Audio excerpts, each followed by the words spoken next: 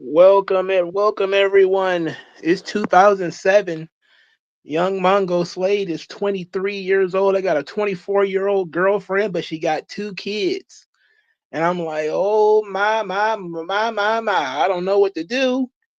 She want to go all the way. And I'm like, two kids? Yikes.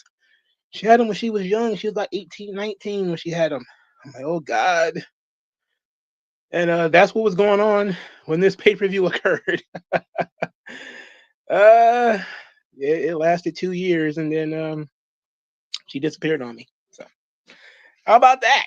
We're gonna talk about this show. We're gonna have Judgment Day 2007. I do a watch along. I may do a pop culture pop up tomorrow, depending on what else is happening. But for right now, we're gonna do the watch along because I got nothing else planned. I could have talked about some books or things like that, but um, there's nothing else really that I want to get into. So we're gonna start this watch along five after. Give everybody a couple of minutes to get in and get acclimated. I didn't even look at the card on this show. When I think we did a vote on the show like maybe a month ago. It was a long time ago. But but I forgot what the card was.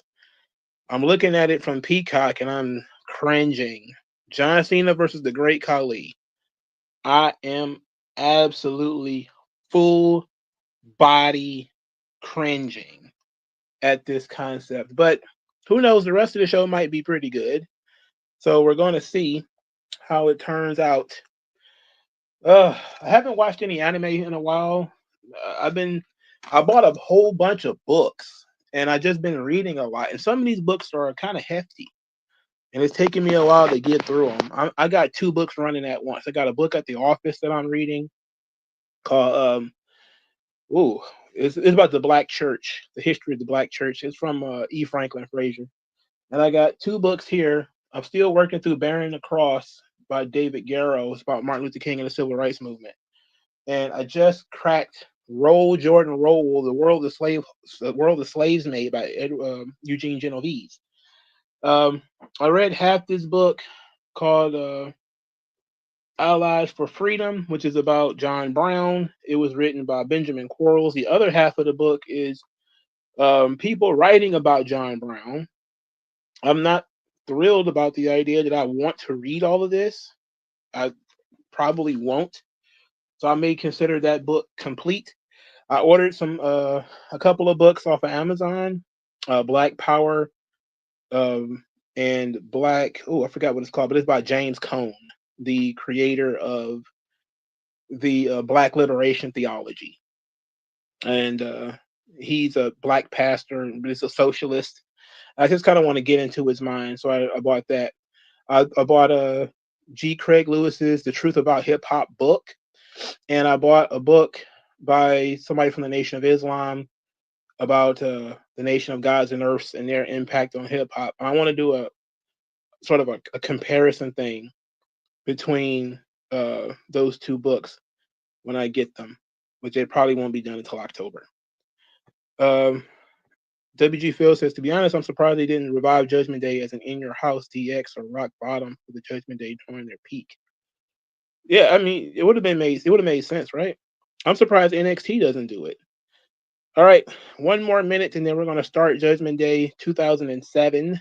You have to go to Peacock season 9 for those of you who are still looking for it. You got 50 seconds, and then we're gonna start this thing. Sheesh. I think I'm going to the comic book shop in 2 weeks. I got a couple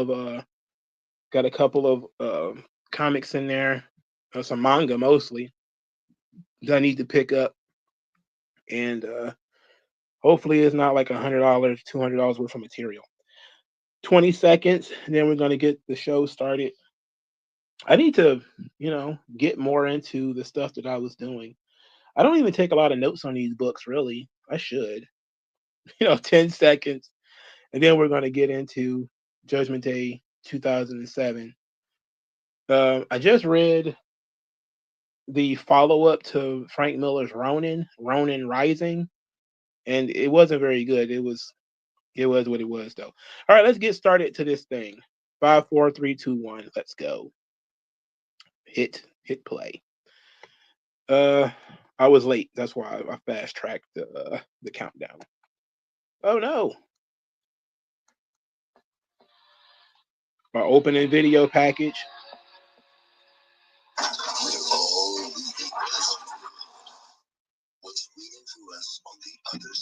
I do miss these video packages telling us what to expect, giving a rundown of the storylines and the feuds.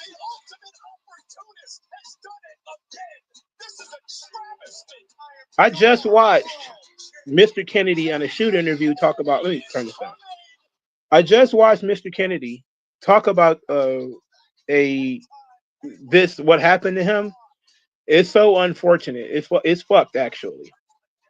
You know, he said Stephanie called him and told him that he had a torn bicep, and so they took the money in the bank briefcase, gave it to Edge, put the title on Edge, and then he found out that he wasn't going to be out that long. It was just a bruise. He was misdiagnosed.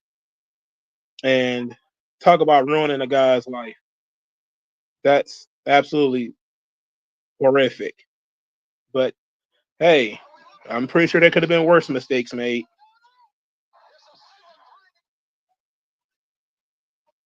The great Khali is an absolute disaster in every form. I do not want to watch Great Khali. If I'd have known he was going to be on this show, I would have voted against it. But too late. Ooh, Cena got some ups to get up like that for him. I remember these days, boy. These days were rough.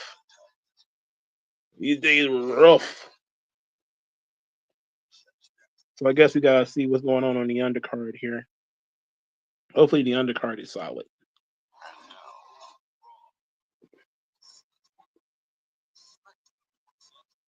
Look at these graphics, bro. Look at the cool production shit they got going on here. Now we just got, again, I must say it again, we got boring people walking from their car carrying Starbucks with sunglasses on while, Megan Morant or whatever is barking about what's going to happen tonight on the show. Nothing. They're going to have a match and it's going to bore everybody to death. Let's see what's happening here, though.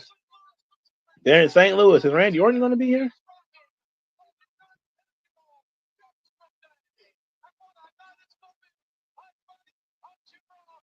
It is kind of weird that they had a faction called Judgment Day.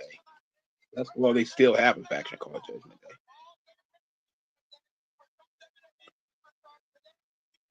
Prayers up for Jim Ross. I don't know if I said that in all the videos I've done, but Jim Ross having cancer sucks ass. This is his second form of cancer, too. This shits.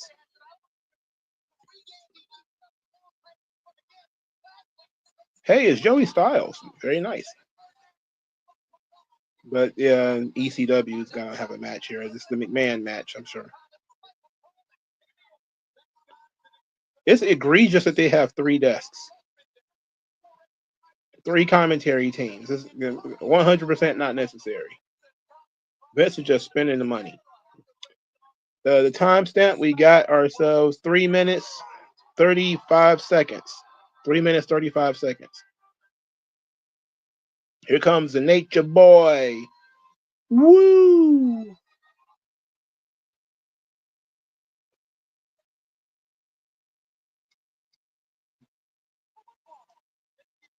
Justin Roberts dork ass on the call as the ring announcer. Ric Flair's history in St. Louis is absolutely historic. I think he had like a 1-hour match for Bruiser Brody in St. Louis. I think there's snippets of that match online. Some of their matches were pretty goddamn good.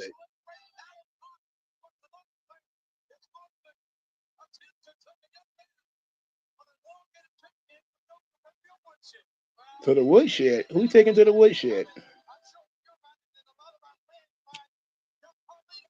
Oh, Carlito. He wrestling Carlito. Oh my lord. They had a long thing going this year, huh? I think they had a match the year before this.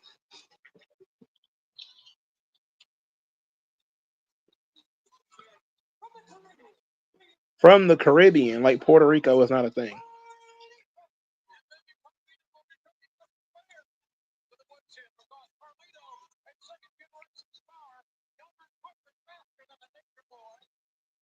Okay.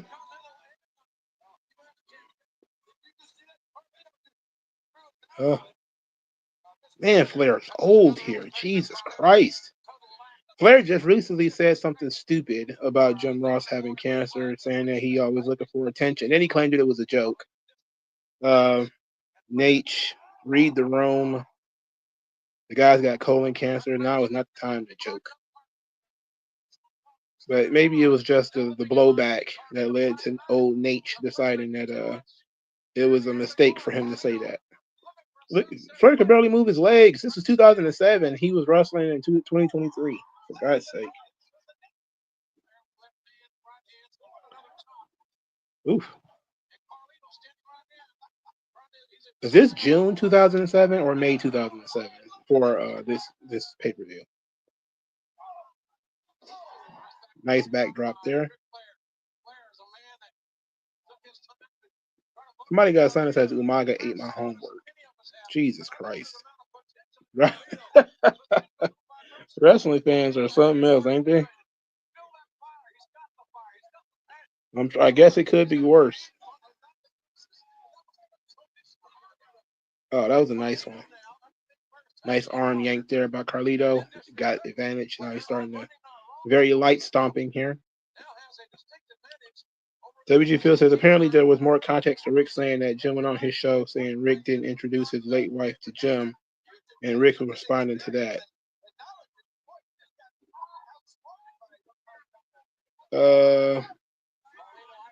No, I'm talking about that. He made a tweet earlier today.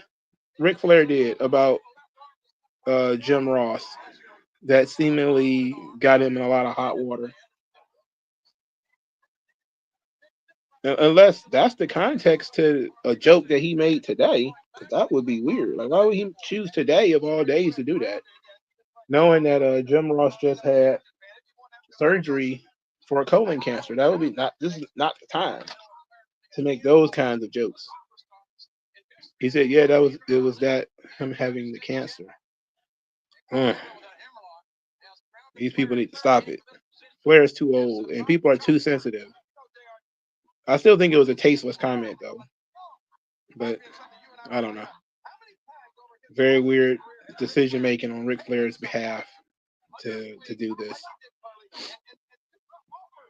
That's an interesting little hold there. It's a little Kimura that Carlito's got. It's not locked in completely, of course, but the whole point of it is to give Rick a chance here.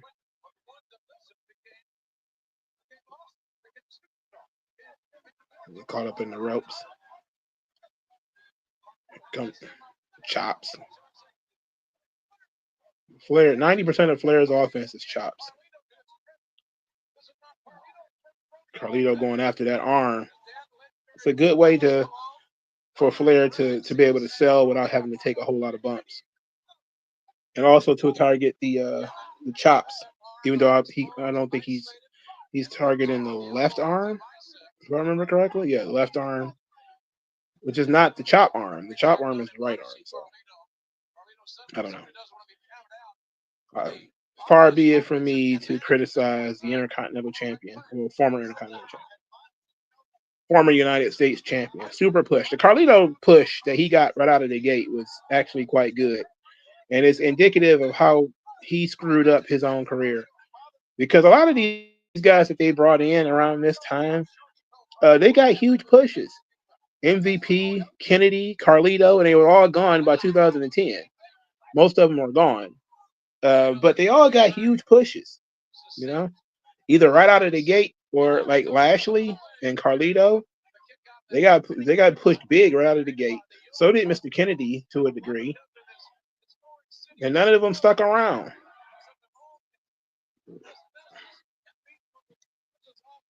This is from the Lost Generation. Look at that big mama up there. She's a big fan.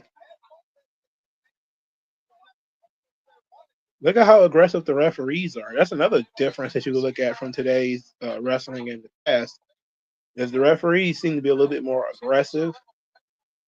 I remember when John Morrison, he complained about how aggressive the WWE referees were in comparison to referees on the indies and stuff. But they're supposed to be officiating a fight, so they should be aggressive, shouldn't they?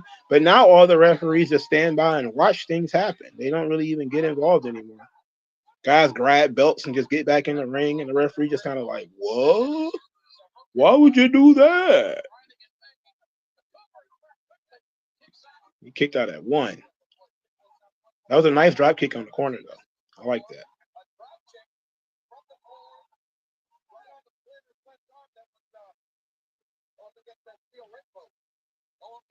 Body's why is Fred keeping his own arm from that? Oh shit! What a bump!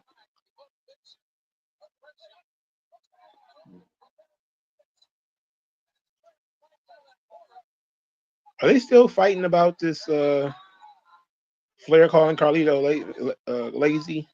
Because I'm pretty sure that was in 2006. But this is like they had quite a few matches, if I remember correctly. I watched their match for the Intercontinental Championship. That was in 2006, though. I didn't know about this one. At least I don't remember this one. I'm pretty sure I saw this event when it happened. I probably got it on DVD down in that basement somewhere.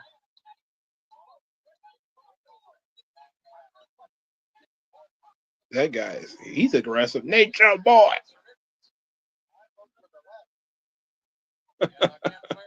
Nature boy. Nature boy. They're giving them a lot of time, too. This match has been on for a little bit here, and they're still doing rest holds. But, hey, wrestling holds. I know that that's kind of how holds are now. They're considered rest holds, which was never a thing. Wrestling is all about grappling and grabbing a hold. But I know that the dirt sheet guys have told you that anything that doesn't actually lead to a submission is a rest hold. You know, like this doesn't actually lead to a submission. So it's a rest hold, right? Why would Carlito need a rest hold? WG Field says MVP wasn't going to get anywhere because he had a criminal record that prohibited travel and had a heart condition. Him getting the career he got was a miracle. Yeah, he was pretty lucky that WWE was even able to get him to travel to some of the places he was able to travel to. I think they helped him get in Japan, actually, because he was usually if you have severe felonies like that, they won't even let you in Japan. But he was able to get into Japan with those armed robberies. So that should say a lot, actually. I think he gave them credit for that too, by the way. You know, that WWE was one of the few places that, and pro wrestling in general was one of the few jobs that, didn't discriminate against him for his criminal record. And he talked about WWE working with him when it comes to that criminal record, because they had Booker T had one too, for the same thing, robberies. Which is weird because they apparently that was the thing with Jacob Fatu was also robberies, but they didn't. Vince was never in any rush to get Jacob Fatu, but that's sad, really. But hey, he's there now, which works out great. Can't complain.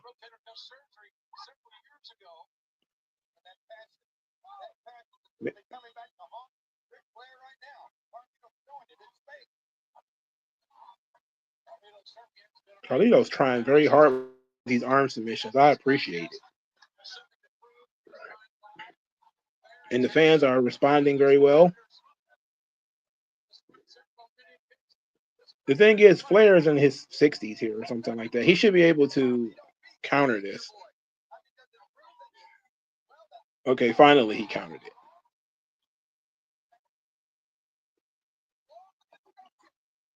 He said Jacob got into trouble with that charity scam before Vince left. You know what? I forgot all about that. You are absolutely right. That's when he took that money and didn't go to that show. Yep. Yeah, you're absolutely right. And then he was on the news for it and everything. I think we talked about that. I think I did a video about that actually. I completely forgot about that. That was like a year or two ago, right? Ooh, shit. Well, he paid it off like a year or two ago.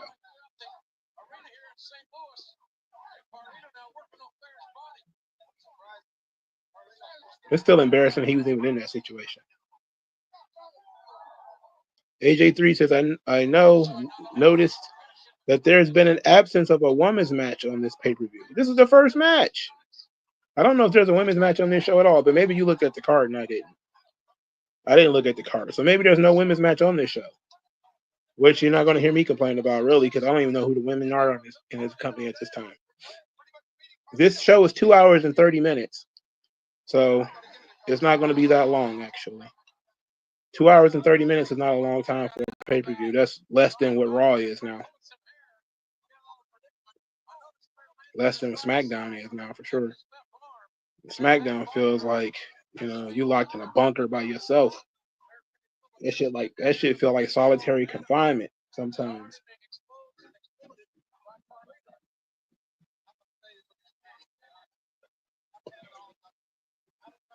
I'm surprised this match is so long, if we're being honest.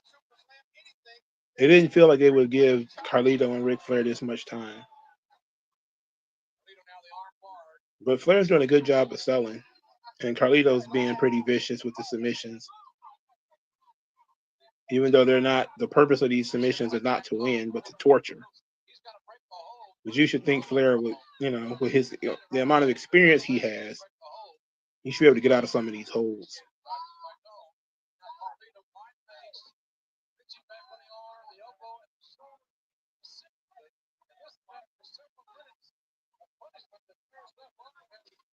The match is 15 minutes. Ugh. They probably got a few more minutes then. It's about 10 minutes now. 10 to 12. I think that's how long the match has been going on so far. 15 minutes is a long time for a Flair match in 2007, my guy. Especially an opening match. Focus on that arm. Ooh, stomping arm.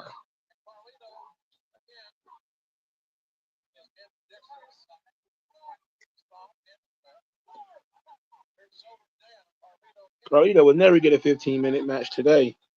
I didn't never put his ass in a 15-minute match on Raw today, let alone on pay-per-view.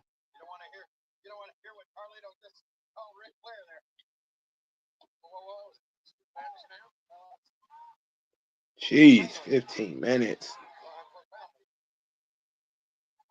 The crowd is trying to will Flair on for like the 6th time. Usually we don't get that many. But Carlito's used every arm submission that's possible within the last few minutes to make this match believable. Once again, he just did a hip toss to get Carlito off. He walks right into the chop.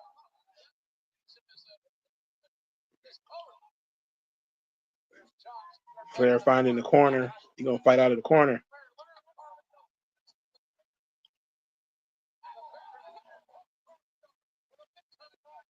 I like Flair's punch. He taking a bump off chops. That's what a guy. AJ3 says Ric Flair in his heyday went a whole hour with jobbers like George South, but in 2007, yet time has passed him by, and he's in his mid-50s. Yeah, there's no reason for him to be in a 15-minute match, in a 15-minute singles match in 2007. And he's lit. It's over, man. This guy's finished. He's cooked, as the kids say, burnt.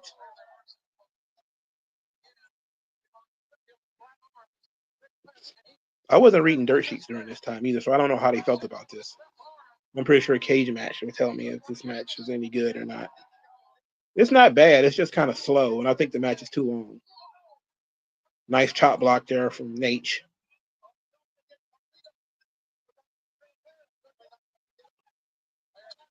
Ooh. I would argue Flair probably shouldn't have gone an hour with George South. I don't think it's a good idea. But he did that stuff on the in the territories, man. Flair would go 40 minutes with some Von Erich kid. And it's completely not necessary. I think he go a whole hour with Kevin? Or was that 40 minutes he went with Kevin? It was one or the other. But he went pretty long with Kevin Von Erich on TV. I think it was the whole show, actually, if I remember correctly. AJ3 says, speaking of 50, did you see a clip of Ben Shapiro talking about middle-aged celebs and others acting like 16 again? No, but I heard that people were being immature. And this is honestly true. It's part of the naivete of the socialist movement. WG Phil says, John Morrison could have been big things, but the Batista stuff really soiled any main event push. Yeah, people didn't take him seriously after that. Well, you got this figure 4 on.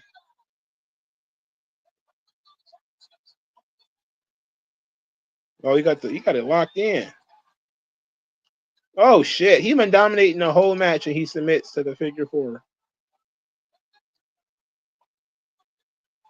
If this match was 15 minutes, Carlito was on top for 13 of it. Oh boy. Good on Carlito for doing the job. Part of the issue with John Morrison as well is persona. You know, he wasn't a good talker. He seemed to be very sarcastic and very much like an RVD kind of personality, where he's kind of chill. You know, like RVD can get off of athletics and history, and people think RVD is cool. Once they realized that Morrison was a dork who was letting people do stuff to his girl, that was it. He got put in the Chris Candido pool. And apparently he never got out of it.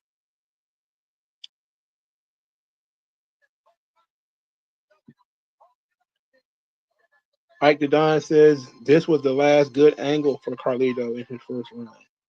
Yeah, his matches with Flair were not too bad. I think this one was too long, but he had another match with Flair that wasn't too bad.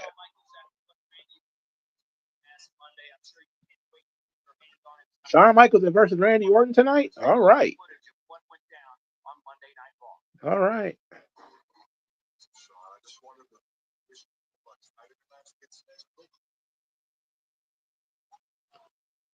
Who was that?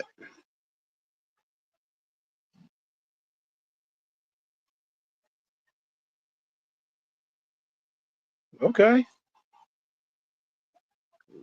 Shawn Michaels never had a match. Well, he had one match with Edge on pay-per-view. That was their match with the Royal Rumble. I would have liked to see them do more. I wonder why they didn't work more in terms of top-level matches. But Shawn had a bunch of matches, pay-per-view matches with Randy.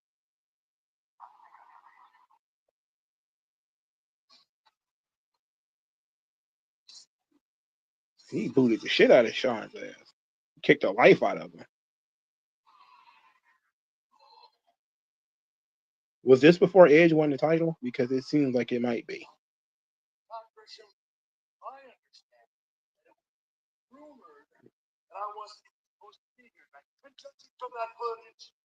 I can see why. The fact of the matter is, I am here. Now, I know everyone thinks that Randy Orton probably has the upper hand. Oh, shit! Look at that. They ain't fucking around. Okay, Randy. Tony Gurria, he's still there. We want to get help, Sean.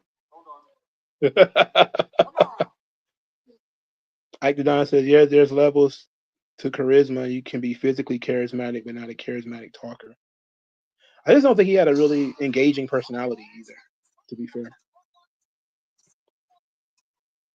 He said Shawn aged 10 years when he grew that beard unless 2007. I don't even remember him growing a beard while he was still on the roster.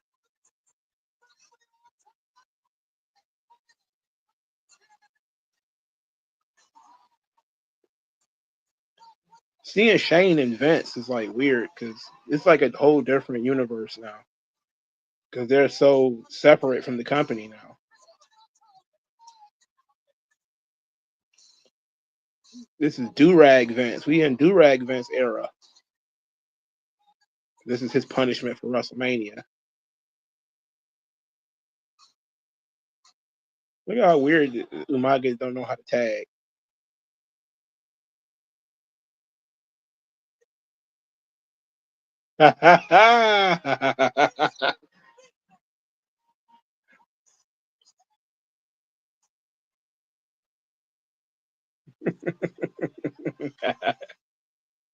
Yeah, buddy.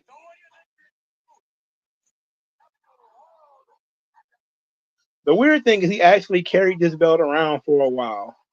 Unlike when he won the WWE title and he gave it up immediately. He actually walked around with this thing. He actually worked a whole angle with Lash. Isn't that crazy?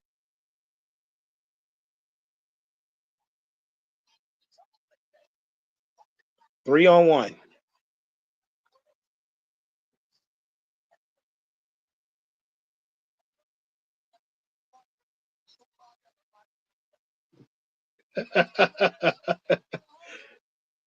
It's such a cool angle. Like a 1-on-3 feud.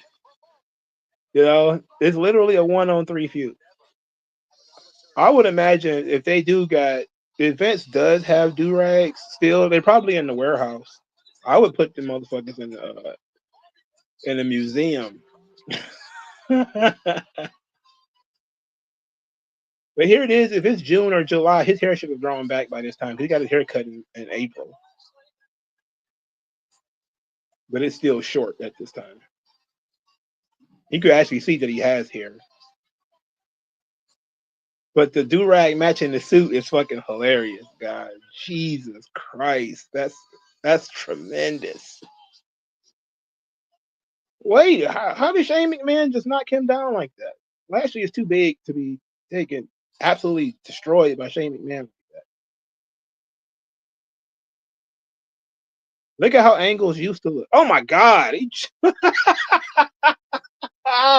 He leaped on top of the limo to get out of there. Vince was humiliated, so he humiliated Lashley.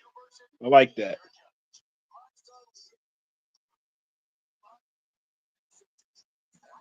My son Shane.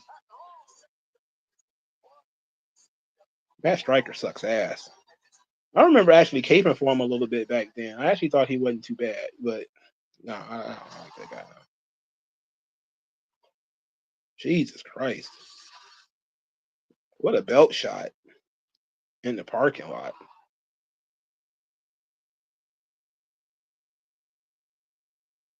Man, this is fun. That was probably better than SmackDown. I love this shit. I'm locked in, bro. That's all I needed to see. Let's talk about this. Let's get into this. Money talks. Here comes the money. Vince booking himself to be in the second match. Can you believe that? Not only did he book himself to be world champ, he booked himself to be the second match. Not the main event, the second match. Couldn't even book himself to be the co-main event. I'm pretty sure that's all because of ECW shit, you know. Things like Joey Styles being on commentary are so surreal.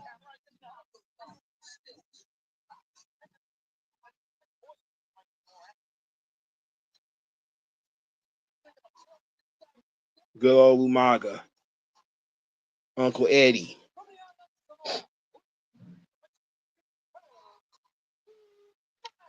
You'll probably never see a Umaga character either. I think that's one is gone. I think that Muhammad Hassan and Umaga are both, those are dead gimmicks now. You'll never see another Samoan Savage character. You may see somebody wear face paint and all that, but all this shit they got going on here, no way.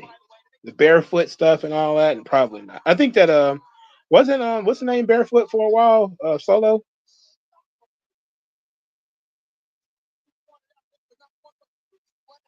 But he got a grill in. I noticed that. Back before everybody would have called it cultural appropriation. He got braids and a grill. Oh my God, he thinks he's black.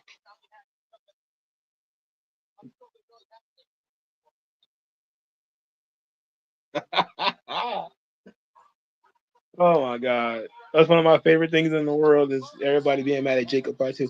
Interesting bit is Jacob asked Metro Boomin to make him a hyphy theme song.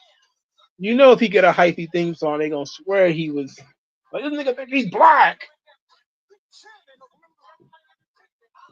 Like nobody outside of the Bay listens to hyphy.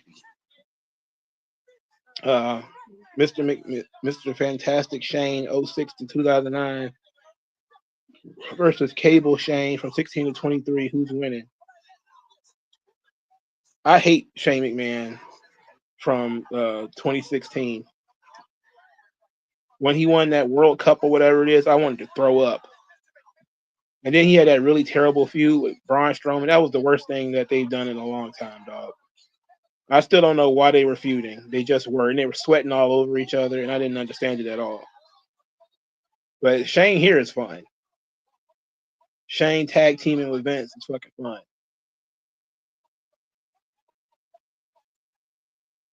I'm surprised Vince is covered up. Usually he likes being all muscular and vascular.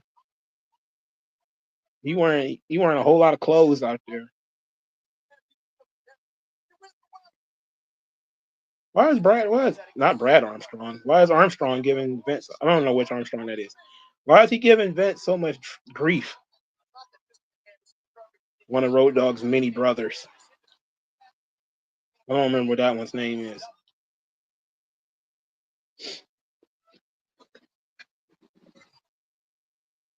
I'm sure you guys know. I don't know. I'm trying to figure out what his name is.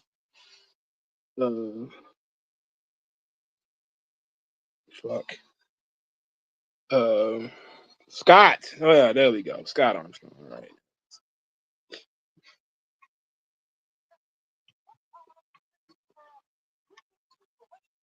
You said that was 2008, Shane. 2016, Smackdown commissioner when Roman Reigns gave him a concussion. The 2018. 2018. No, the thing with Braun Strowman that was recent because I had the channel. I didn't have the channel in 2018. I started my channel in 2020, and the Braun Strowman Shane McMahon thing I think it was in 2021 or 20 something like that, maybe late 2020. I'm not sure if it was during the pandemic. I think it was during the pandemic days though, but it wasn't 2018. I know that much. That Braun Strowman shit made me instantly hate Shane McMahon. I hated everything about him at that point. I think you're talking about the World Cup was in 2016 though, or 2018. Because I think that might have been. Nope, that was during the pandemic too. Because I remember being mad about that. I think that was in Saudi Arabia. Oh, you combined both from 16 to 23. Okay. The best in the world. I'm not gonna lie. That was funny. That was some funny shit, but I didn't understand it. I didn't understand why it was happening. It just all felt very random. Ah.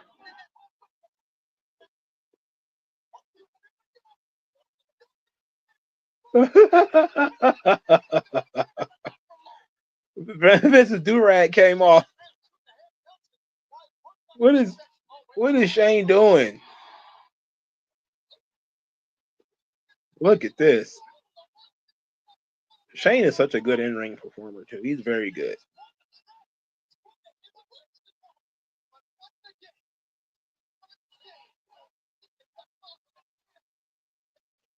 Then he started calling himself the best in the world after he won that World Cup that they threw him in at the last minute. Oh shit! Oh boy!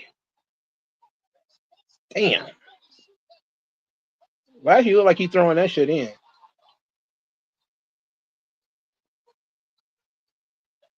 Oh wait!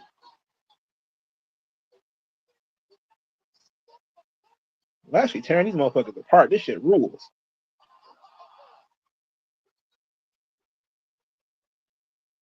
Squashed them, all three of them. That's nuts.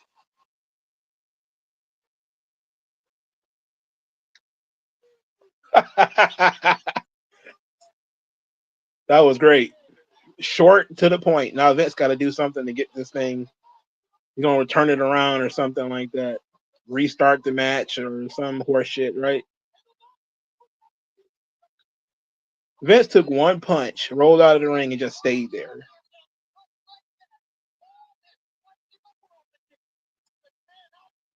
Damn, Shane has got his ass beat. Oh man. At least it looked good. It looked like Shane got mauled. So it didn't make him look weak. Lashley laid that shit in, bruh. And that overhead throw was great. Oh, everything about that World Cup was so bad. Oh my Lord. Jesus Christ.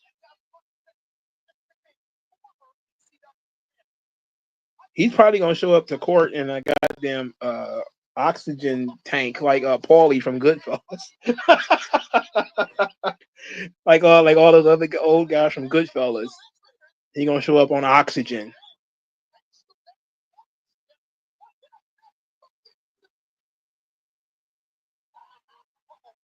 Samoan Spike.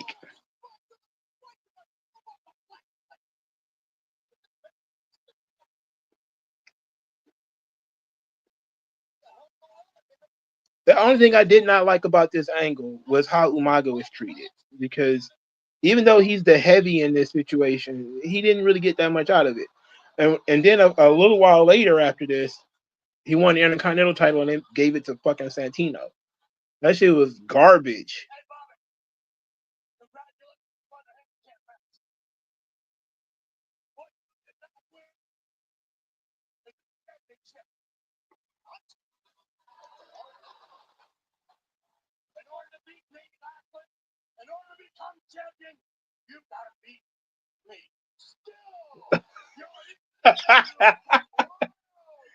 He just changing the rules on the fly.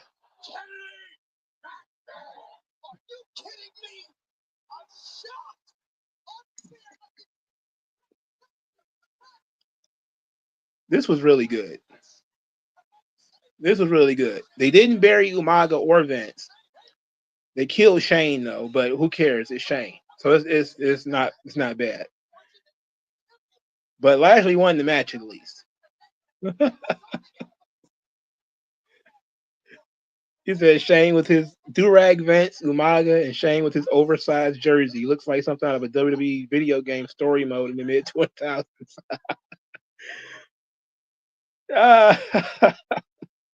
But that's what made it fun, though. It's so surreal looking at this menagerie of people here. You know?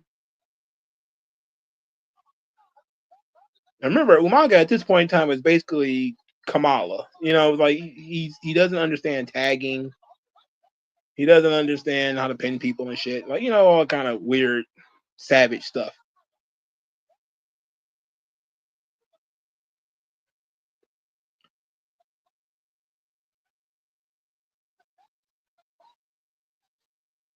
He called it the wrong move, and I'm pretty sure Joey Styles got chewed out for that.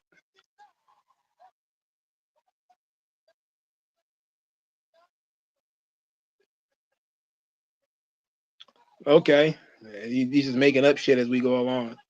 Hey, look how Lashley got right back up, though, after that Samoan Spike. He was down for a while, but he's back up now, and he's pissed. He's not even selling it either. I mean, fuck. Oh, look at this. Look at this guy. You can't go out tonight. Who's this doctor? Get out of here, doctor. What's up with Sean and Brown? Who told this man to start wearing brown all the time? Oh, Lordy B, it's CM Punk.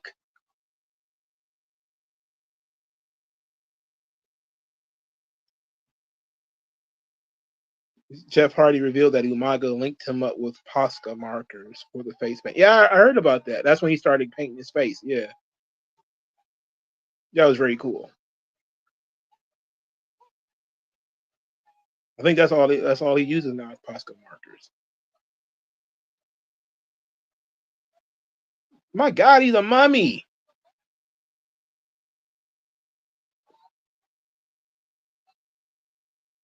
They got more ECW matches on this show. I thought he'd have moved into Raw by now. Oh, I forgot he ain't won the belt yet, so no, he ain't happened. Sean's lazy eye peak condition, but he was selling those concussions. Hey, it's the Pope. I like this guy. I'm not gonna lie, I like this guy. I like Pope. I'm surprised he ain't never came back. I like the Pope. Cause nobody likes the Dusty like Pope does Dusty. It is absolutely a black man doing a cosplay of Dusty Rhodes, who is doing a cosplay of a black man. It's absolutely fantastic. I remember watching. I think I used to do reviews of NWA with Pope on there, and I used to love doing the Dusty because his version of Dusty is terrible, but it's funny. It's funny as shit. But I like this guy. I thought he was going to be TNA World Champion. I did. I legitimately thought that. I don't know what happened to him though. I don't know where he is now. Where is he now? Like he didn't. He left TNA. He left. I keep saying TNA. He left NWA a long time ago. I ain't seen him since though. Please, somebody, very quickly look up what happened to Elijah Burke, aka D'Angelo Dinero, the Pope. What happened to him? He got charisma. He didn't stick around in WWE either. The ECW thing kind of killed him. Also, he's got like barrettes in his head, which is not cool. Remember, they brought him in just to be the manager for Sylvester Terkay, who ended up being an absolute wash. I'm pretty sure dokes on the internet loves them some Sylvester Terkay, but you know, fans of real Graps saw him for the bum that he really was. He runs a charity. CM Punk decided to tape 75% of his torso when they told him to work with tape ribs. Like look at this. You think he got into a car accident? Like this man, anybody with that much tape on their body should not be medically cleared. He's basically wearing a corset. That's pretty much what he's got on here. Is a corset. He should be holding his boobs up. What is happening? I don't remember these guys having a pay-per-view match too, so this ought to be interesting. Oh shit. Muay Thai kickboxing background. That bullshit. One of the best things Punk did, legit, is when he took his WWE run seriously. He gained weight and actually got kind of muscular. See how skinny he is here. And then in a few years, it took him a while. It took him a while to smarten up, but he actually started putting on weight. That maybe came with him getting a little bit older. But when he's skinny at this point, it's not good. I mean, physically, he just looks like shit. And I see why they were hesitant to do anything with him at this point because of how he looks. He looks indie as fuck laying in that corner. He just looks like every indie wrestler I've seen on ROH tapes. But the crazy thing is, he is that, you know. But he doesn't fit the WWE mold, that's for sure. One of the better things he did is when he decided to bulk up. That was very smart.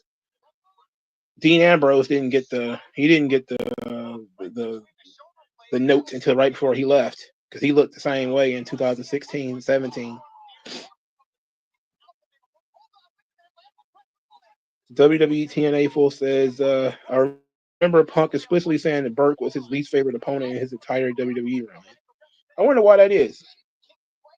I'm pretty sure it has something to do with his personality, maybe. Because there's got to be some reason why this guy, who has so much charisma and talent, couldn't even get to the top in TNA. I know he got a bunch of shots in TNA, but he never really got anywhere. He couldn't even get to the top in NWA, for God's sake. What the fuck?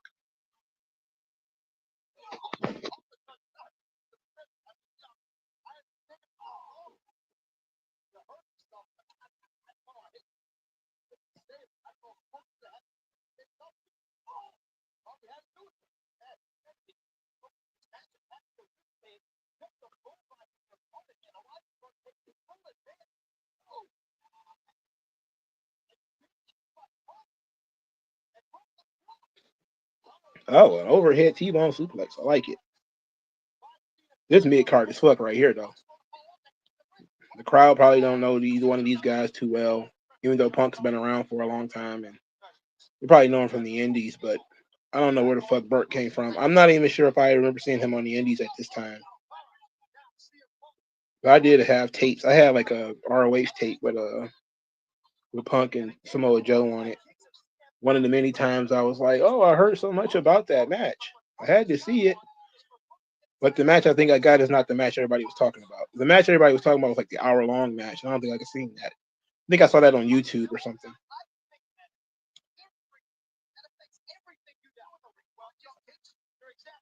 None of the boys like Burke. That's probably why he got canned, man. If nobody likes you, you out of here. You got to have somebody in your corner.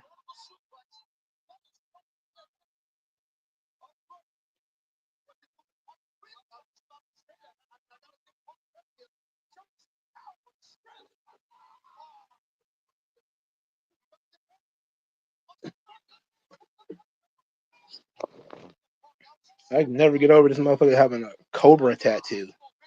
And everybody always talk about him, the Pepsi tattoo. Nobody ever asked him about the Cobra tattoo. What's that about? Big fan of G.I. Joe, are you? Well, not G.I. Joe, but Cobra. You know, the terrorist cell. You know?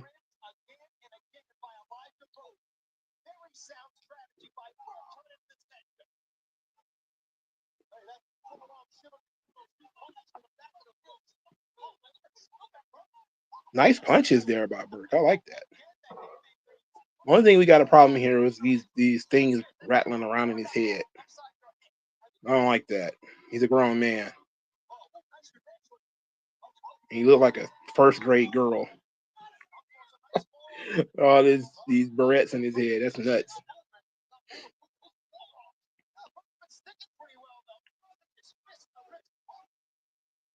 Well, Punk just had to tell him to do something twice. Maybe that's why you don't like him. Burke botched it the first time.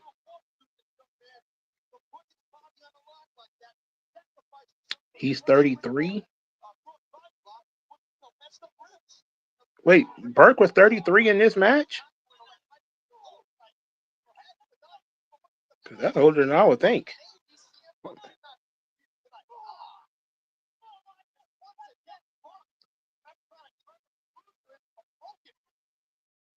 Jeez. Ooh, nice kick there.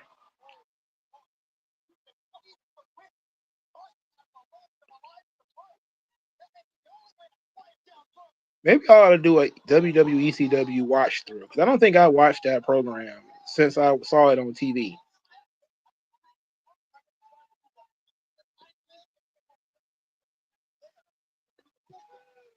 He said no, he was born in 1981 and been 25. Well, that makes more sense. Who's 33? That's what I want to figure out.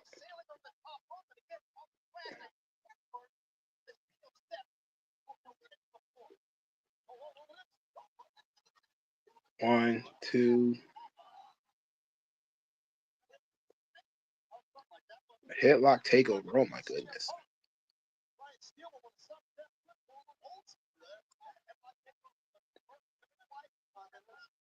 Nice look. I don't recognize this referee. Who is this referee? I don't think I've ever seen this guy before in my life. I still see handheld cameras in the crowd. There's people still with cameras. This woman's right here is taking pictures. It's amazing the technology changed. They had cell phones with pictures back then, but I don't think people had decided that they were going to wholesale hold the cameras up to the goddamn. You could get on the internet on the cell phone back then too. Just not very good internet.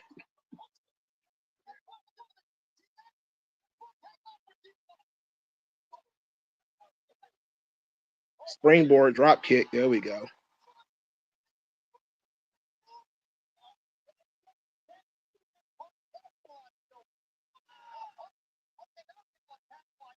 Crazy for an ECW match.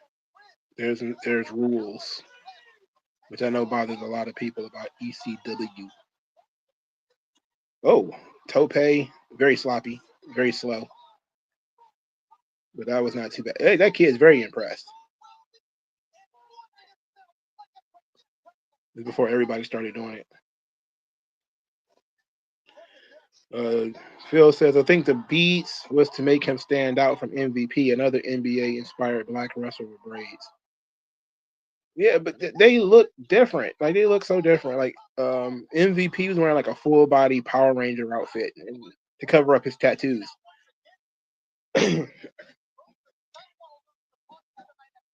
I agree that the braids make him stand out, but it's also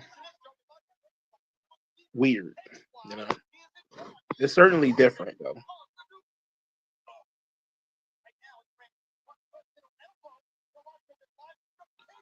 You feel me? You feel me, dude?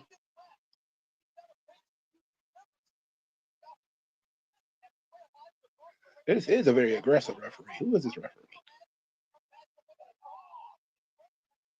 I appreciate the very simple storytelling that they're doing on these matches. They following a visual story. That was a hell of a bump.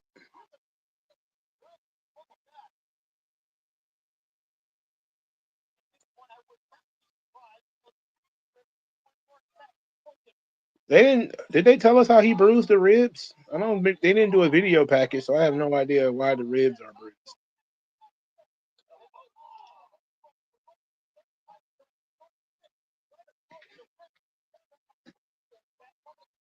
But look at they're young guys getting an opportunity here in front of a crowd on a pay-per-view that John Cena's going to be on, that Batista's going to be on. The crowd get an opportunity to see him. Body scissors. Oh Lord.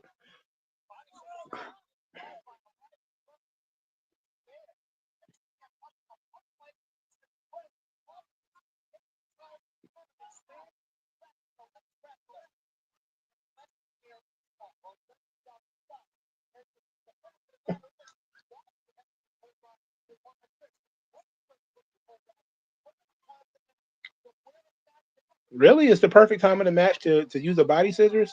Please tell me more, Taz. Shut up. Oh, he's doing the three amigos? Oh, he countered it. Oh, he didn't counter it. Oh. Back when combination offense wasn't happening a lot.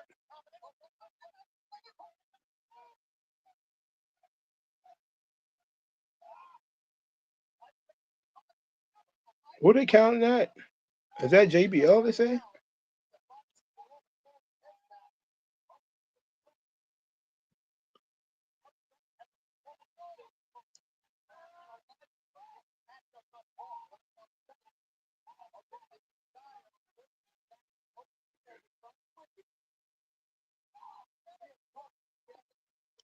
The body scissors with a chin lock. I'm not understanding this.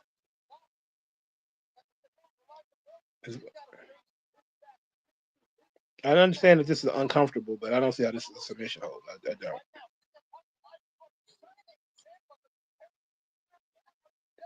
The competitive spirit we have on ECW. Oh, okay. That sounds like Vince McMahon telling him to say that. Our competitive spirit. Get fucked. Uh-oh. Counters. 1, 2. They don't seem to have good chemistry. It seems like they're kind of off a little bit. Ooh, wait. That knee was nuts.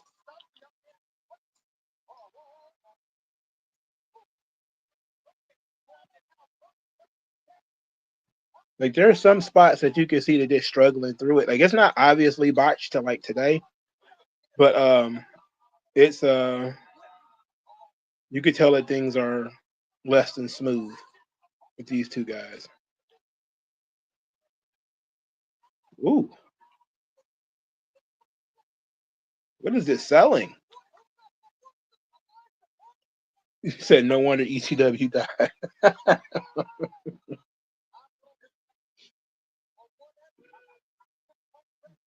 Well, they were trying to make new stars on the show where people weren't interested in new stars. They were trying to establish rules on a show that nobody like. It would have been fine if it would have been called something else, but it was called ECW, and that was a mistake. That was the big mistake.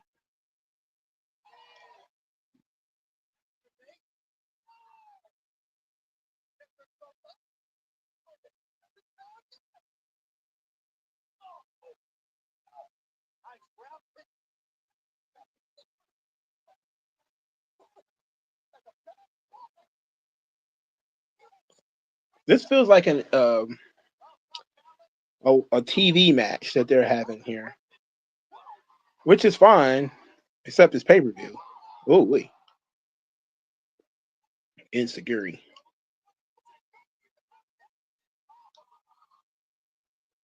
Yeah, we all know that RVD and Sabu screwed this thing up. They jacked it up from the beginning. You know, very unfortunate. All over some goddamn weed. Would have been nice if guys like Sandman weren't shit. We could have replaced them with them, but Vince only really wanted to do the damn thing with RVD at the front of it. So I figured if RVD couldn't keep his shit together, then forget it. But once it became the Big Show, nobody wanted to watch it.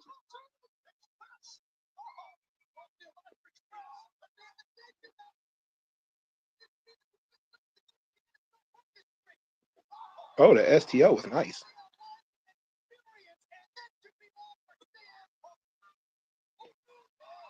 That was one of his finishers. I thought his finisher was the knee smash in the corner. But it sounds like Joey Styles knows what he's talking about. I trust him.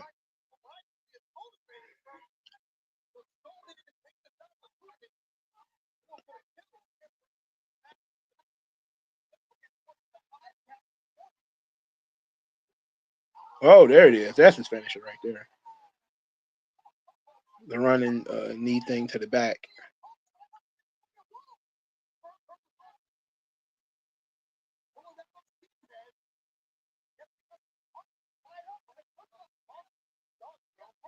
Man, he can. How did he hurt his own knees that bad?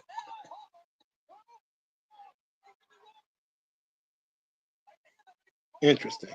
Very interesting shit we got going on here. What is he going to do? I think I'm gonna fall into a rabbit hole and figure out what the fuck happened to the Pope and where did he go? I know they say he runs a charity, but what else? Oh shit, GTS. That's game right there, baby.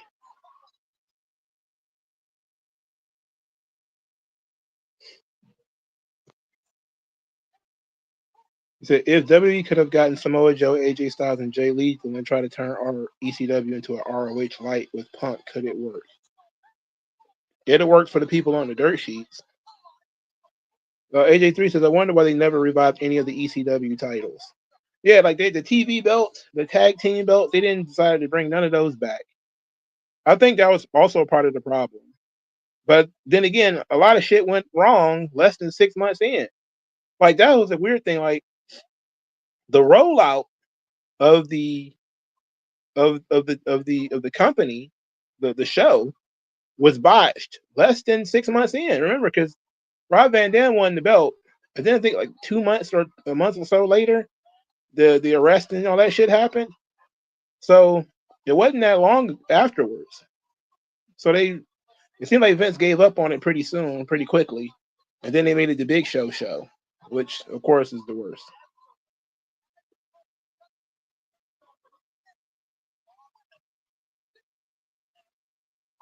That match is a little long, brother, for it to not have any heat.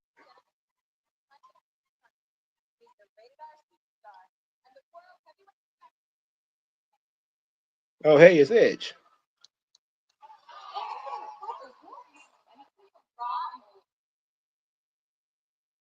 Quite a roll. Come on, quite a roll. been a little bit more than a role. I've had the greatest 2 weeks of any superstar in this industry. From winning the Money in the Bank to the way I cashed it in, defeating quite possibly the greatest world champion ever, a phenom. I did in 3 seconds what Batista couldn't do in 3 months, and that's defeat The Undertaker. Oh, Lord. Edge got a Joker face. It's long and exaggerated. Here's a newsflash. He's like a cartoon Those character. days are over. It's mine. That's always been his benefit, though. He had a very expressive face. As the rated R era has begun. Yes, you have gigantic boobs, Crystal. Thank you very much for coming. Thank you very much for coming. Gigantic boobs. Lord have mercy. They don't have too many black backstage interviewers anymore. Oh, shit. Here we go. Randy Orton versus Shawn Michaels. We're ready. Don't jit me out of this.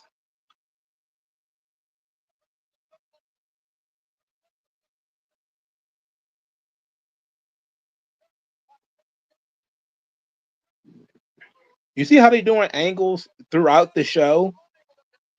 And that's something.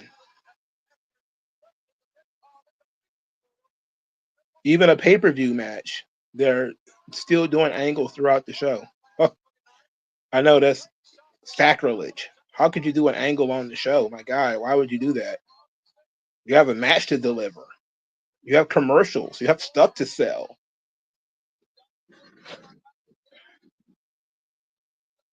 The Mongo, was Crystal in your top 5 hottest at the time? It was Layla and Crystal and Candice know who were it for me in 2007. I'm telling you, Layla was doing everything for me. Layla did it all, baby. Layla was something. She was special.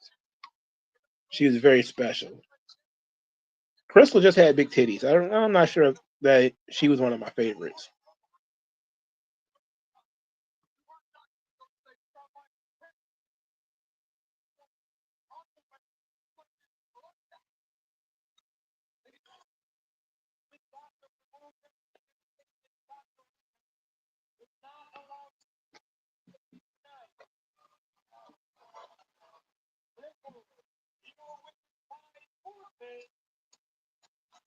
Oh my goodness.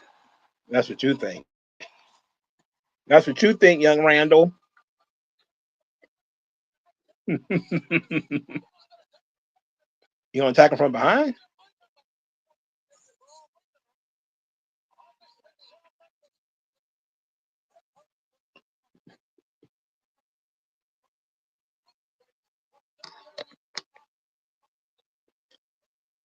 You said, yeah, Layla was definitely one of one for me, but I was head over heels for Crystal. Candice was fire too. Candice had the cannons. I was always down with the cannons, yeah, for sure. But when it comes to just being pretty, I was team Layla. I'm always down for the chicks with the big boobs, but it was something about Layla. I was just all in. If they would have made like a life-size doll of Layla back then, I'd have bought one. I was that young and thirsty. Like I might buy it today. I haven't seen Layla recently though. Sean being dramatic. Big booty with the curly hair.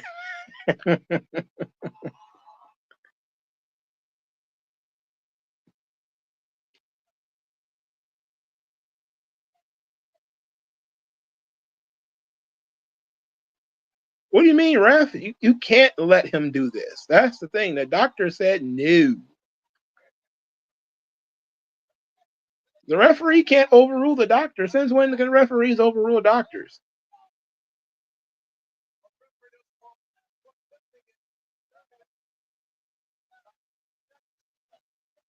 Oh, okay. So Dr. Referee here decided to let the match go on, even though the actual doctor said no. That's pro wrestling for you. It's pro wrestling for you. Referees can do anything. He punched him in the head one time, and Sean is acting like he got hit by a car.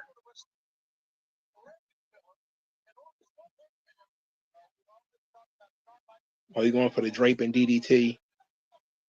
Sean's going to counter this, yeah? Oh, no, he's not going to counter it. Oh, my goodness.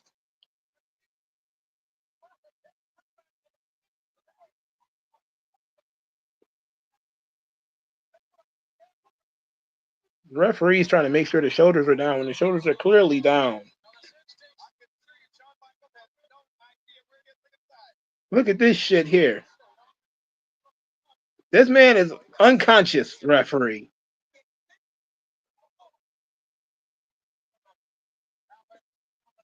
Sean just likes being dramatic, man.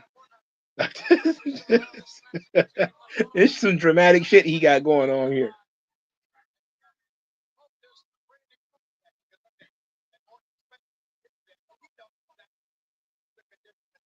He's like a orangutan. He's about ready to go to sleep. You think this match had been on for 40 minutes already, the way Sean is selling. This match just goddamn started. Randy not even sweating yet. Look at this. He's trying to force him into the RKO.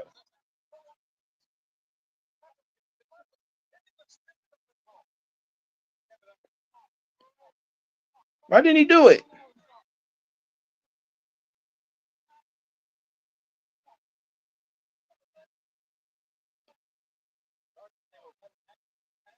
Why is the referee letting this go on? He's not responsive. What's going on here?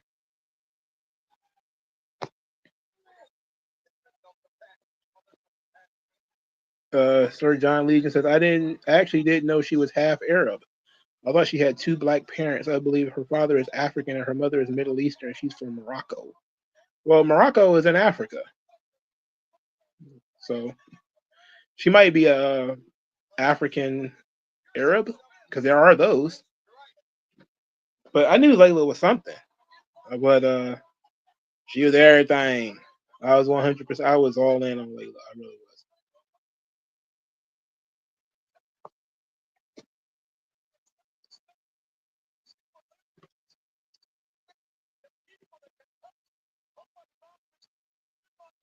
Imagine telling somebody in 2025 they're going to wrestle with a concussion.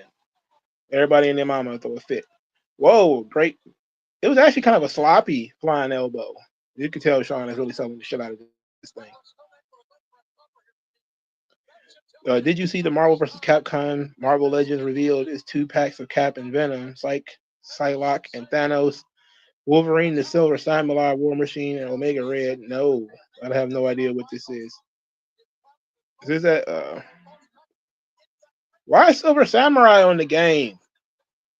Nobody talks about Silver Samurai. Why the fuck is he on the game? Shuma Gurath. What? One of the many angled ones. Why is he in the game? He's like a big octopus monster. Like he has an eye and tentacles. Why is he in the game? Well, I guess he's a freakish character. Oh, come on.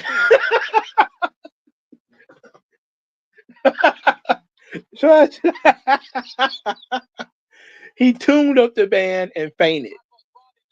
And this referee is the worst referee of all time because he's just letting this guy flop around in here. But this is the kind of shit that I like, though, because this match makes all of their other matches so different. They had matches after this, obviously, but this one is so different because of this.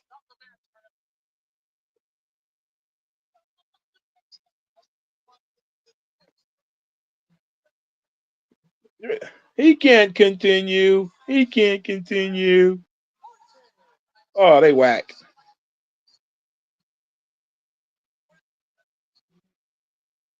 Oh, they're terrible. All Randy took was a flying elbow drop, though.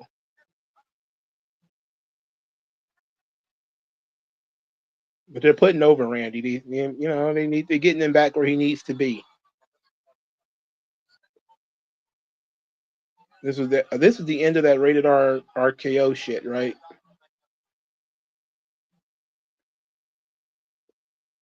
even though they're kind of still doing it, but like it's near the end because Edge is about to go to SmackDown. So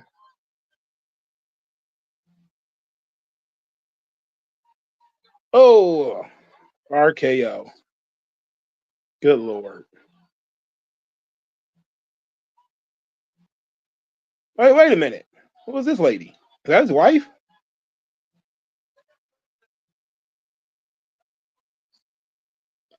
Who just let his wife jump the barricade or whatever and get in the ring? Now wait a minute. Now Randy's about to come back. He got to come back, right? He got to come back and do some dastardly shit here, right?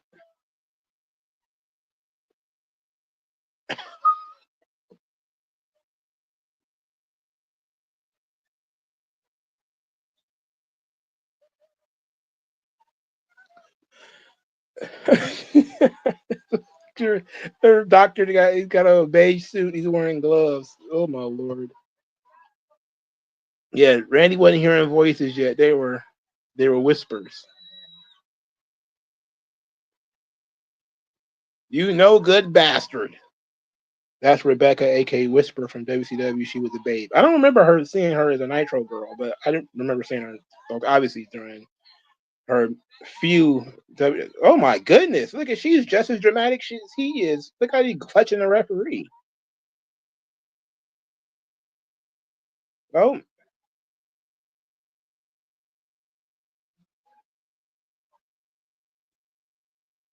look at what they did earlier. They just took Sean and rammed his head into a metal thing, and now he can't wrestle.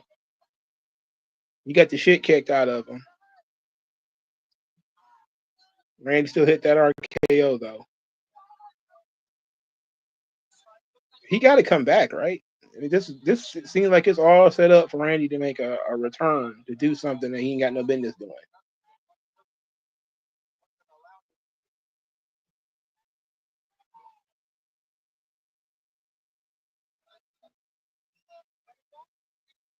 They didn't even strap him in appropriately. It's not as bad as it would have been in AEW, but this looks like shit. His head's not secure.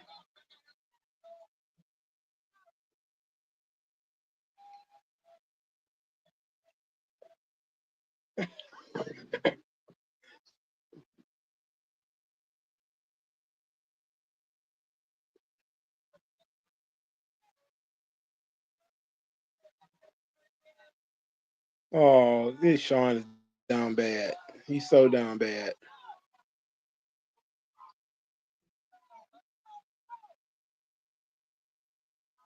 Where was this doctor when the referee decided to let the match start? Where were you at then, Doc? You bastard.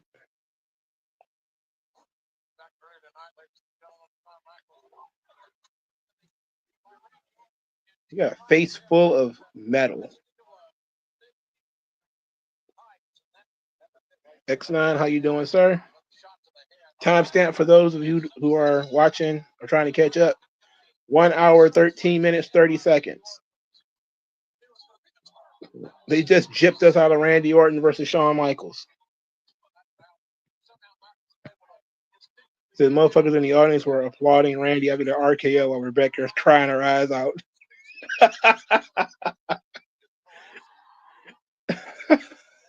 They're like, yeah, hometown boy won. Yeah, match is over. Yeah.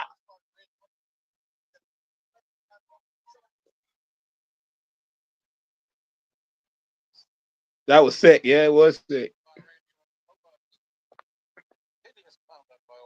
Hideous conduct. Oh no. Look at the size of this fucker's head.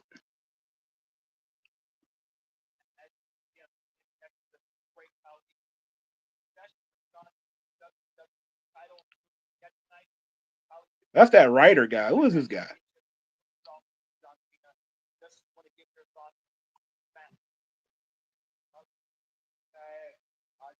The 2-packs and deluxe are toys inspired by Marvel vs. Capcom. Oh, okay. I didn't know that. I thought they were in the game.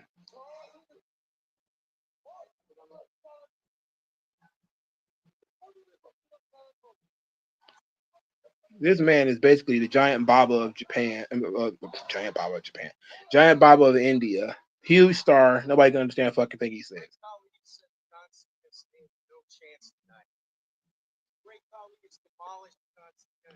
They can't do angles like that anymore. I just realized a concussion angle going into a pay-per-view match in 2025. Yeah, I can't imagine it. And then letting them wrestle anyway, and then, you know, him getting hit in the head and all that stuff. They'll never let him do that.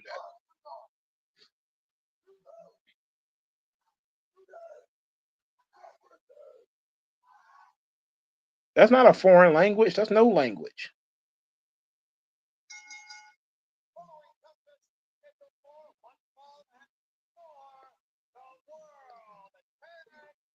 Oh, World Tag Team titles. Okay.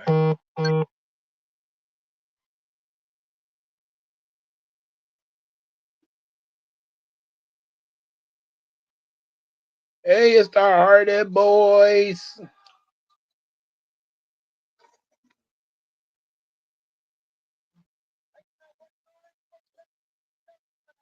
Hardy Boys in 2007?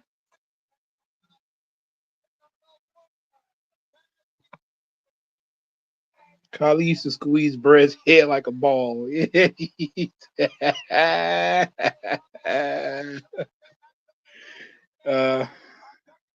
rather have Kali than Adam Page and Bruv grind Osprey. I'm not gonna go that far, man. Great Khali is bad business, man. He's a freak, and you could probably make a lot of money with that freak, but ultimately he can't wrestle every week. He's a freak. Look. I mean, Matt can walk. Look at this. Matt Hardy's walking around. Oh my god. Oh no, it's the redneck guys. I hate these guys. Even though Lance Cade is pretty good. I've never been a big Trevor Murdoch guy. I'm surprised they haven't done a Lance Cade Dark Side of the Ring. It seemed like he would be primed for it, wouldn't it? He's a big fucking guy too.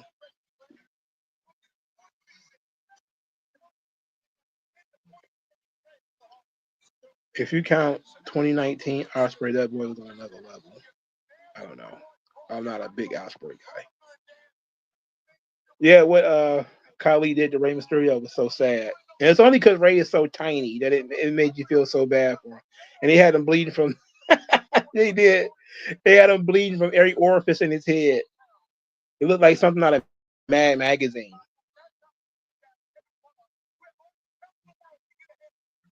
It was terrible.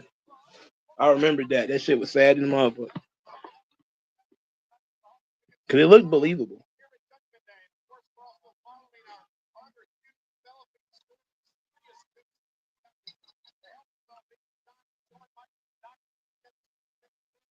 The pay-per-view was 2 hours and 40 minutes, about. Yeah, about 2 hours and 36 minutes. And we're 1 hour and 18 minutes into the show.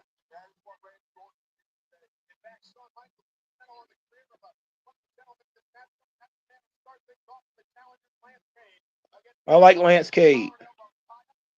I didn't like this tag team though. Yeah, it's shorter than a current SmackDown and shorter than a current Raw.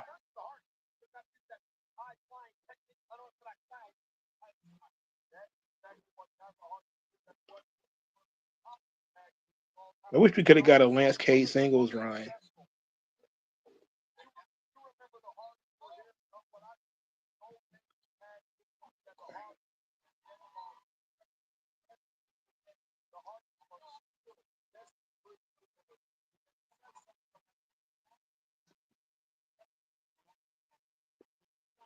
We're over a decade into the Hardys at this point.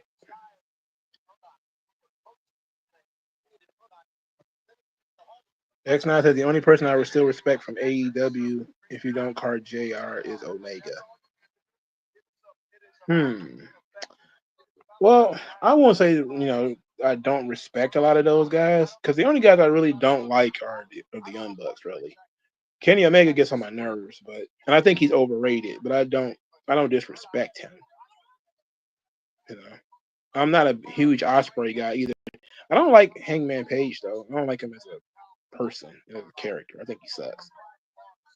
But I don't overthink my respect level for AEW wrestlers. I just kind of respect wrestlers generally, and about whether I like their performances or not. And I'm not a big Omega guy, but I'll say that he has good matches. Not a big Osprey guy, but he has good matches. Same thing with Hangman Page. But if I had a choice, I wouldn't have none of them on the roster. AJ3 says, rest in peace, Mr. Cade. Hope they don't do a dark side of the ring about him. Another sad tale of a wrestler that could have been. Yeah, he was very young, though, so they probably should do a dark side on him. I know some shit really went wrong with this guy.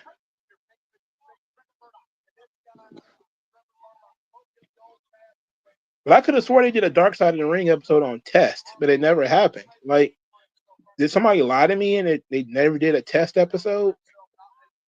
Because I thought Test was one of the guys that did a dark side of the ring on.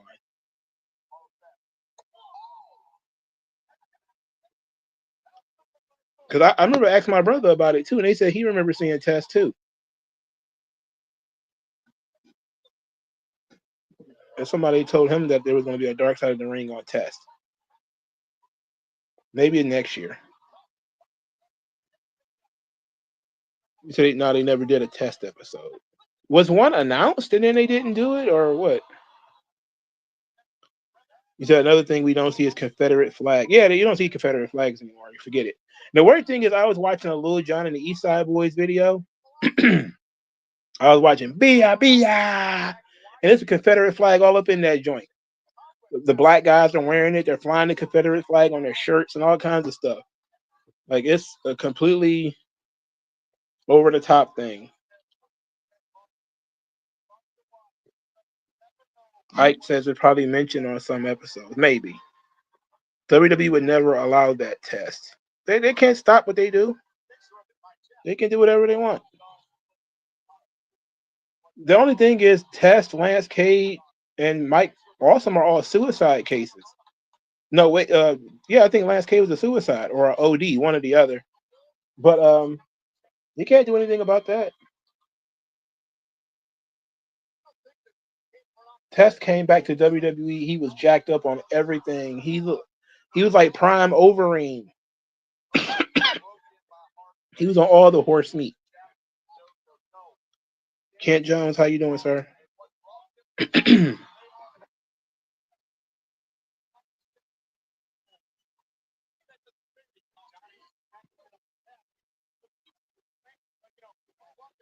Trevor Murdoch is such a fat idiot, fat human potato, and he's even worse today.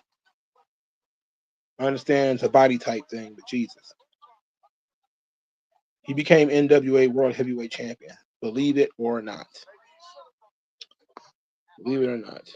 Yeah, Test killed himself. It's either that or the drug overdose. But I'm pretty sure he killed himself. I think he hung himself or something like that. Cause I know Mike Awesome killed himself, and it was like a couple of those guys who had died around the same time. Yeah, Sean O'Hare, I believe, was also a suicide.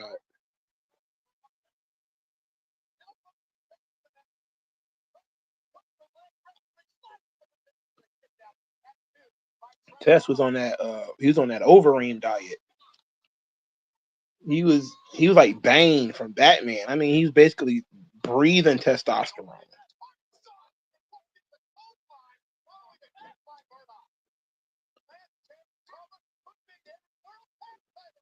I'm gonna look up what happened. Yeah, look up what happened to Lance Cade. I'm pretty sure it was a suicide, but it might have been a drug overdose. But Test, I'm pretty sure it was a drug overdose. I mean, I'm pretty sure it was a suicide for Test.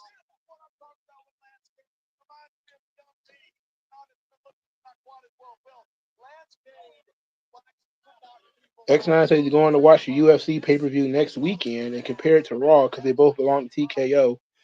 It will be interesting what Raw does wrong. Well, maybe you're going to find out what UFC does wrong because UFC got a card tonight that's not worth watching. So I don't see UFC cards. 99% of them are worthless and they're expensive. But it depends on who's fighting. Who's fighting next week? Hell, I might watch it if it's good. If it's a good fight. My brother loves UFC, but he doesn't like modern UFC. He forces himself to watch modern UFC. I don't even bother forcing myself to watch it. I just watch it with him.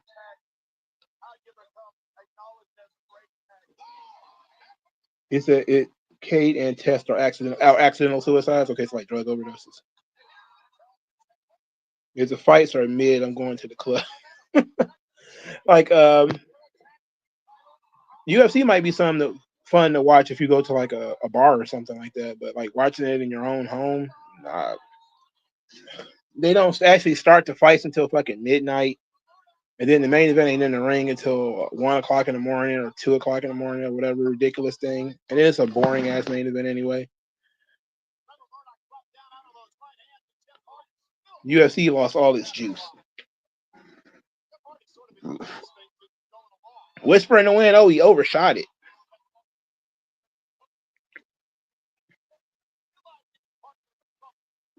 Deval Chevelle versus O'Malley. Oh no, not O'Malley.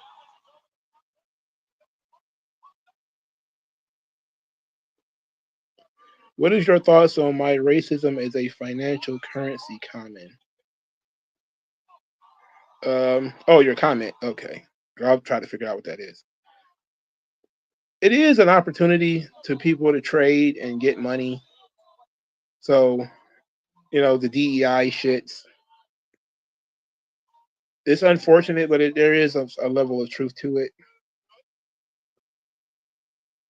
You're the contenders. You're not supposed to be running away. The champions can run, but why would the contenders run? Lance Cade looks like a fucking Von Erich out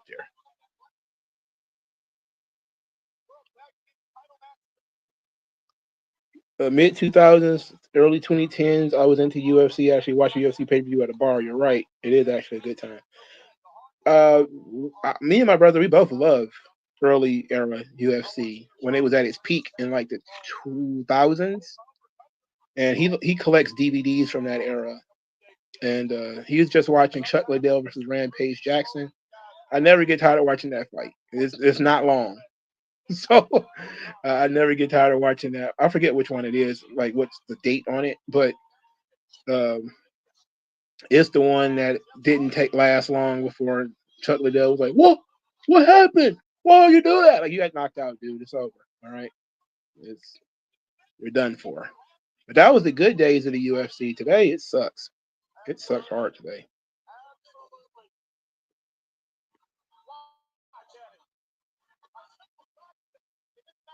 Boxing is good in a bar too. Boxing and UFC is fun to watch in like bars or what's that?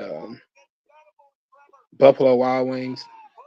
But other than that, I like watching it with my brother. I don't like care about UFC or shit like that. He said Test's brain was studied for concussion-related injuries and showed he was suffering from severe CTE. Oh my goodness. Well, he's wrestling in the Attitude Era where they was hitting each other in the head with shit all the time.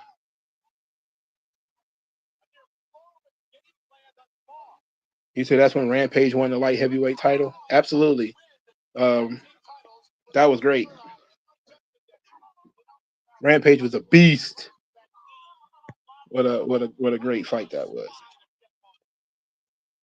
Kent Jones, am I the only one who is a Jake Paul fan? He has unbelievable knockout power.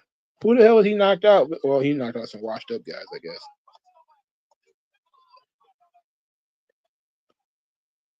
Ike Don says, I was at Dave and Buster's when Amanda Nunes knocked out Chris Cyborg in less than a minute. Oh my goodness. I think I saw the clips of that. I don't think I watched that whole fight. But Amanda Nunes is a beast. If it wasn't X9 says if it wasn't for Brock, I low-key wouldn't care or know about the UFC. Well, I would know about it because of The Ultimate Fighter, which we actually watched. But Brock absolutely made us UFC fans. We was like emotionally invested in Brock's fights. Rampage Jackson versus Rashad Evans. Remember that fight? I do remember that fight actually. It was fun. Like a lot of the fights from that era was fun, and I liked Rashad Evans before he Well, I may have him mixed up with somebody else. Because no, I like that fight. Yeah, I do. I do like Rashad Evans. Like I keep like when I said his name, somebody else popped into my head. But I was like, okay, wait a second, because I'm trying to remember like what happened to that guy.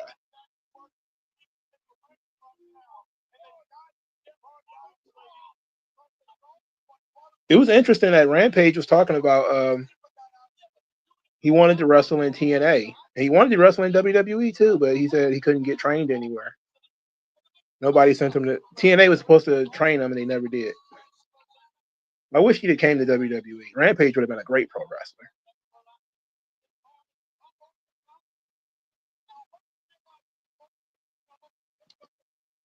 He says, I think he actually won the Tom Fury fight, but it was to a decision. And it had to get so much hate that they called it the wrong way. Jake Paul, well, I'm not going to overthink it. If he wants to box for real, he should go in there and box some of the better guys. Like Tommy Fury is fine and all, but go in there with some of these guys who are young and hungry and trying to really hurt each other. Let's see how that works out.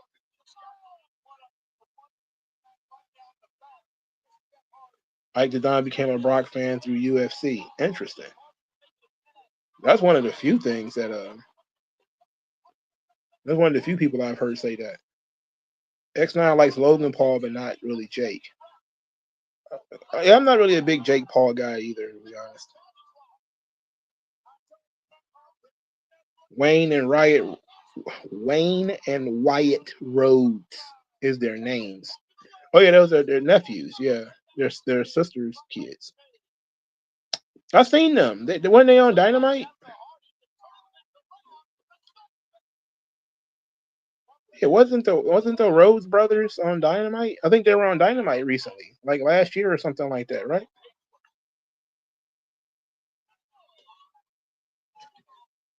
Are they wrestling tonight? Because I don't know what wrestling show they would be wrestling on.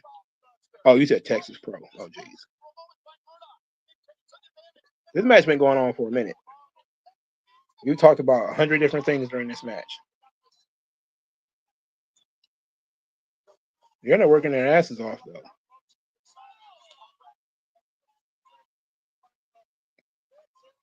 though. Jake Paul is becoming a world champion. Mark my words, everyone's going to explode on the internet. Well, he's got to actually fight somebody first, and we'll see when he actually does that. Oh, god damn, that swanton was stiff. Yikes.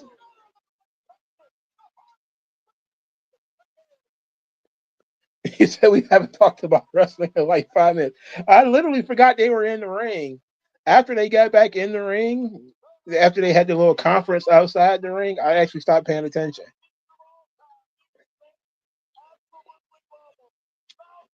I'm not a Trevor Murdoch fan.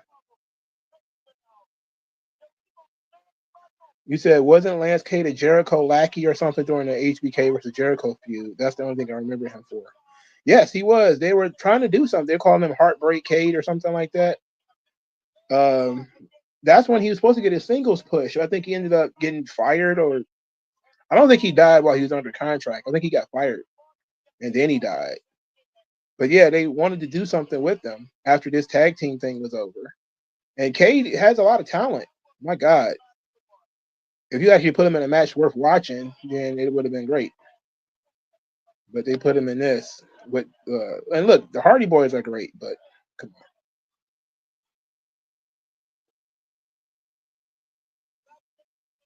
Apparently the New Day's gear was inspired by Giant Gonzalez and Armored Titan.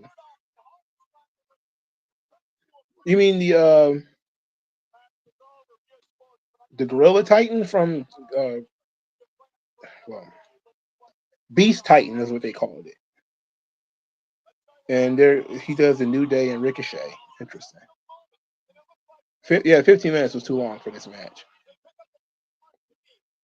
If you don't have to, if you can't show a video package, the match is too long. 15 minutes.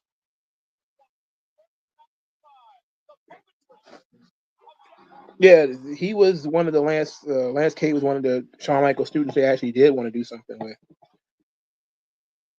Unlike Brian Kendrick, they had no interest in him.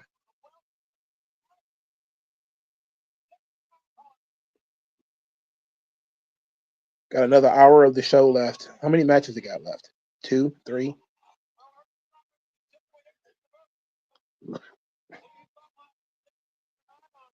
Oh, MVP got a match tonight, so he might be next.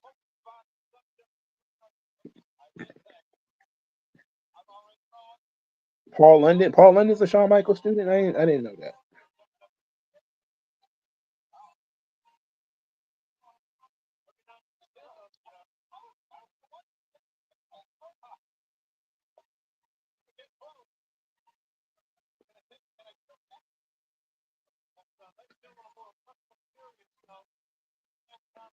Not only is it not the 2002 Hardys, it didn't feel like it had any heat behind it. The match just felt like it was too long for the amount of the lack of heat that they had. It didn't feel like Cade and Murdoch were over enough for that match to be 15 minutes.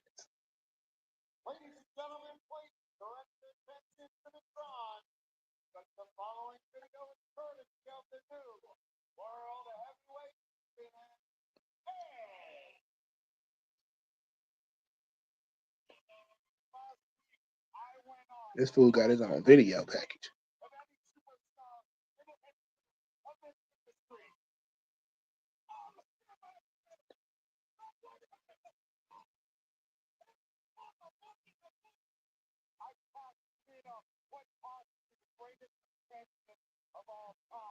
Damn. He beat the shit.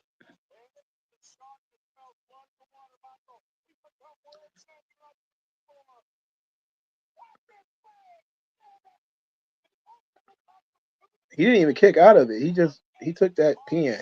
Shit. Nowadays, people feel the need to kick out of finishers after the Money in the Bank. Get the fuck out of here. I hate that.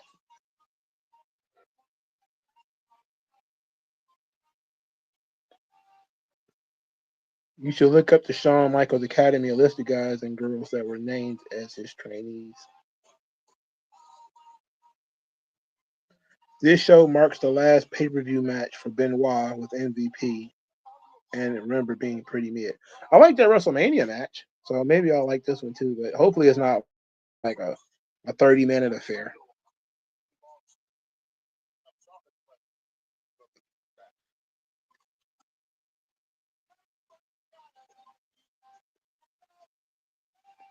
Daniel Bryan and Shelly Martinez, the two names on top of my head, I trained at the Shawn Michaels Academy. Brian Kendrick was there. Lance Cade was there. I'm pretty sure there was somebody else, but I can't think off the top of my head. 07-08 Edge as champion, the Royal Rumble match with Rey Mysterio in the Mania main event with Undertaker. He had a hell of a run, didn't he? He had the Hell in a Cell match with Undertaker during that time too, didn't he? I think that was the next year, in 08. I think he got injured for a while and he was gone, and then he came back.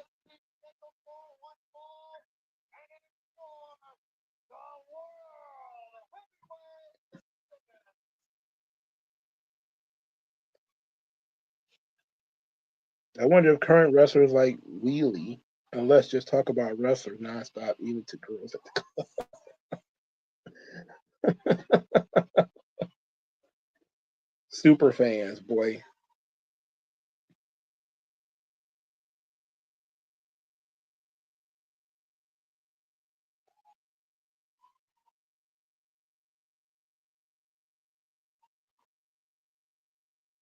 Look at this obsessive amount of pyro. Psychotic amount of pyro. Virtually nobody gets pyro today. You see the pathetic amount of pyro they use for Motor City Machine Guns on Smackdown. It's a pathetic amount of pyro compared to Edge's absurd amount of pyro.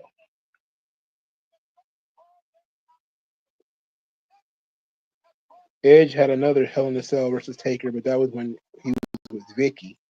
Matter of fact, when did the Vicky Guerrero era start?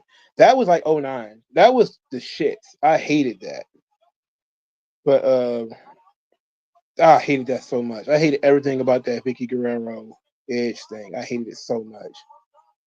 It makes my stomach hurt just talking about it. I hated that. It was like 2010s, maybe. And it went on for a long time, too. It was terrible. And it ended with Big Show, which makes it even worse. My God. I should have brought a bottle of water up here. My mouth kind of dry.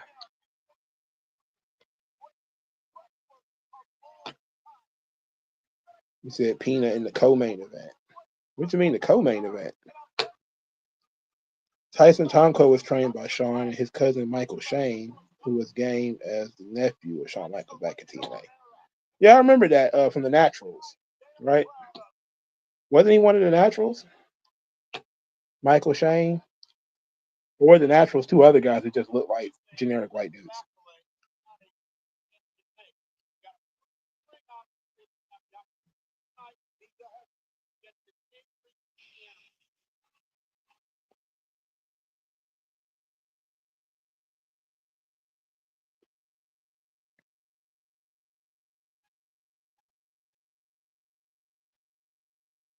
This human Hulk.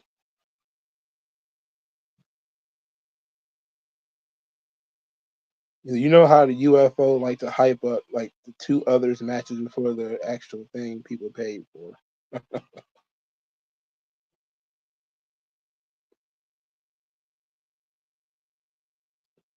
His partner, he was partnered with Frankie Kazarian and once dated his wife Tracy and then changed his name to Matt Bentley.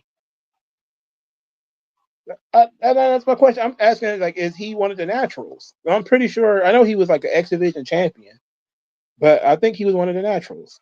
I remember them guys because they were like the knockoff version of the Hardy Boys.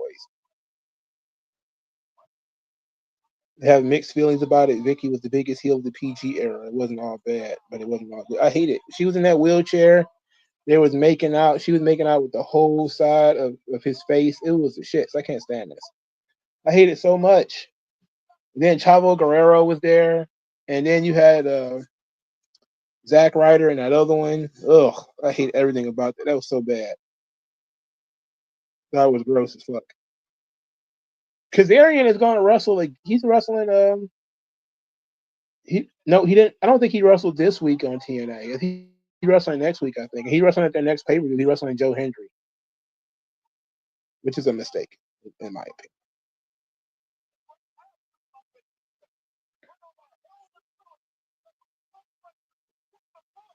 Kazarian been around forever, man. I can't stand it. He was in WWE in 2002, 2001, and he's still wrestling today, 24 years later. Kazarian's been everywhere and won nothing. I don't remember a single Frankie Kazarian championship win in any company that had any length of time that mattered. You thinking about Christopher Daniels? Kazarian's old too. Shit. Well, Christopher Daniels was wrestling in the 90s.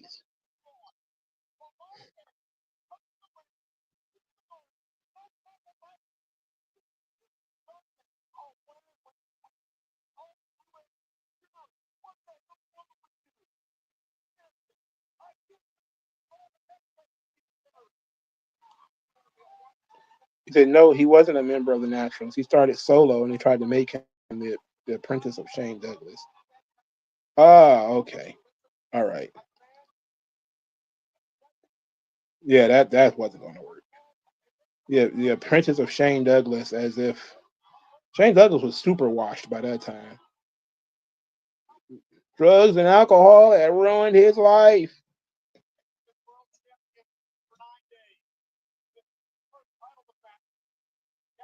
I mean, I know it had to suck being Shane Douglas after 1997, maybe.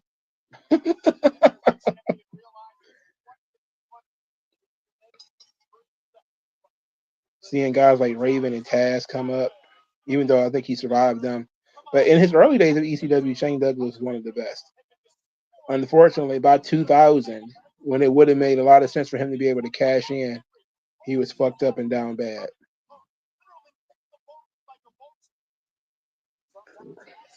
He was terrible in WCW too.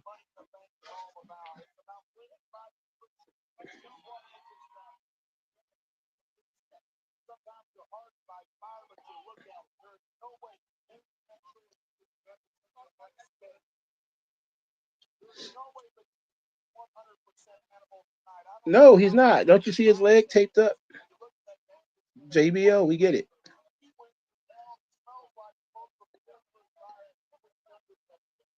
Yeah, Robert Stone was in a tag team match on TNA. His partner was Alicia Fox, and they wrestled Santino and his daughter. It was as bad as it sounds. Santino's daughter can't throw a punch, but she's got a great character. She got great personality, and they work well together.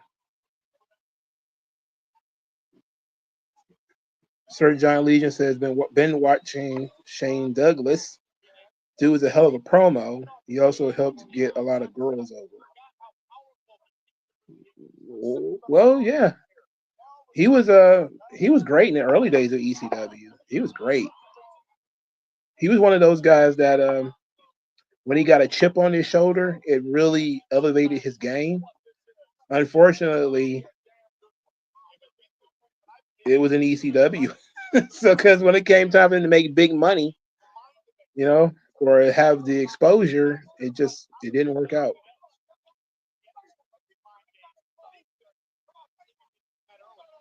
Like, some people don't like his match with Bam Bam Bigelow. I forget, it was in '98, I believe. It was okay. It certainly wasn't one of Bam Bam's best matches. But by that point in time, Shane Douglas couldn't really go anymore at that point. But Shane Douglas also had a pretty mid match with Al Snow. What was that, '97? That's when they had all the heads in the crowd and everything. I can't get comfortable. I'm just going to be moving around a lot.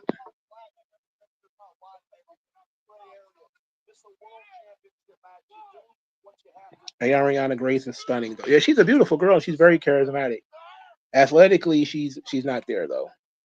She's never going to be. She probably needs to be a manager or something.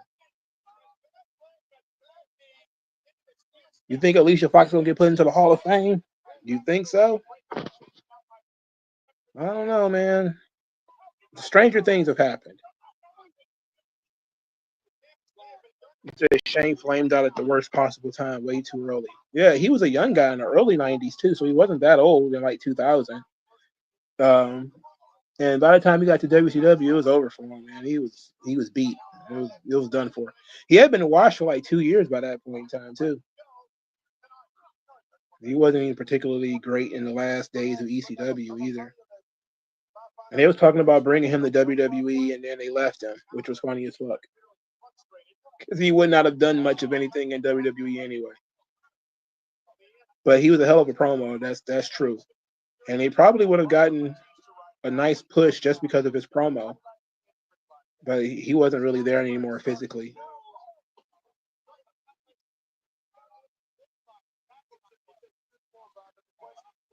AJ says that '97 was the match with Bam Bam. '98 was the Snow match later. Okay, I got him backwards. Okay. Yeah, they tried to bring him back into WWE. What was this, '99? When the rest of the guys came in? Benoit and all those guys, the Revolution they were supposed to be. I think all of them were coming in around the same time in 2000.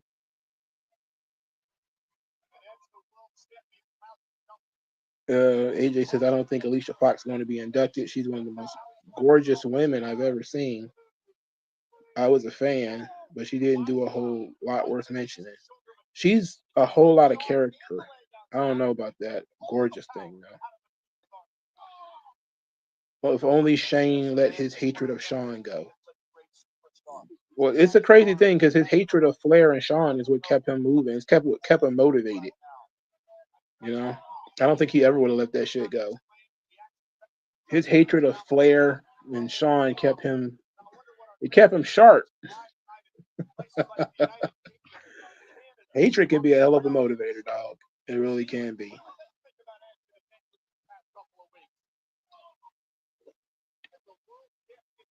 Is Jeff Cobb the worst person WWE has signed ever? His name is Jeff Cobb.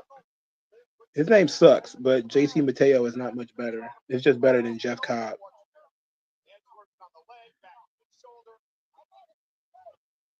Jeff Cobb Mateo.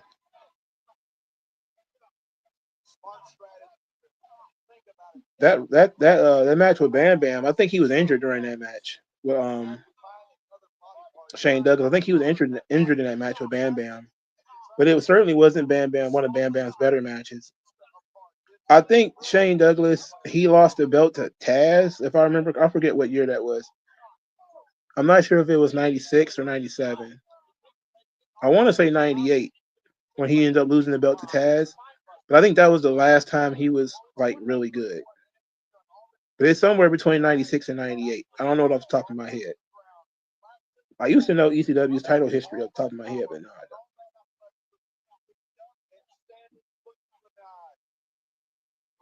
You said no, our Snow came back to WWE. Al Snow, yeah. The rest of the Radicals, Benoit, Saturn, yeah.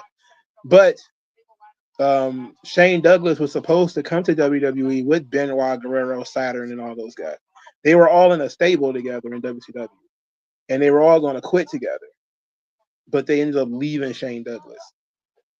Al Snow had never left WWE. He was just wrestling in ECW. He was still under WWE contract when he did that match with Shane Douglas. He was still under WWE contract when he did that match.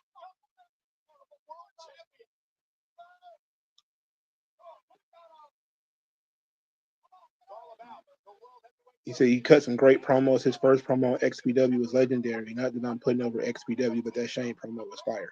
I don't watch a lot of XPW. I don't really like the hardcore bullshit wrestling. I'm just not really a big fan of it. But I'll check it out. I'll see what it's about. Because I did watch a Sabu match that was in XPW. I watched him wrestle that guy, the Messiah. You hope WWE doesn't fumble Mariah May. Well, she's going to have a while to work on it. You got the JD McDonough name change, yeah. Jordan Devlin McDonough. It's a smart way to change your name. Just put your initials and then some other last name, which might be his legit last name. Who knows? Or it might be the last name of his best friend he went to high school with, or some shit like that.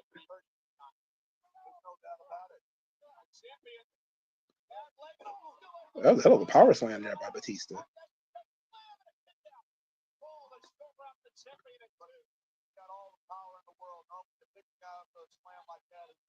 I'm never a big fan of the Batista Edge matches. I think they had another one, the last chance match at Vengeance. It ended in like a count out, which was probably the biggest cheap win I've ever seen. Oh, what a back hole slam. Not bad.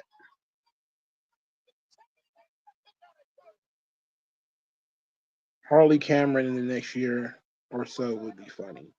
She's just too cartoonish, man. She's very much like Chelsea Green and stuff, or she's even more cartoonish than Chelsea Green.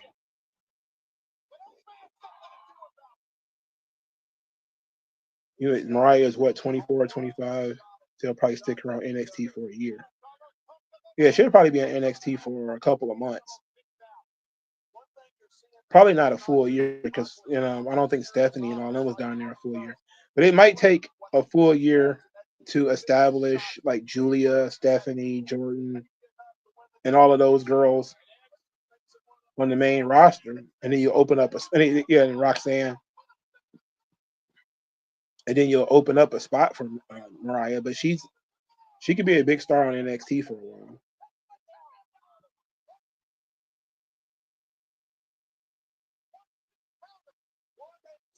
But I told everybody that JC James is going to be a transitional champion, and that seems to be that's where we're going with it. It seems like Mariah May is just going to come in and beat JC James for the belt. But that means that Mariah May is probably going to be in a babyface for a while. Ooh, hell of a power slam. Even though we just saw Lashley do one earlier. That was great.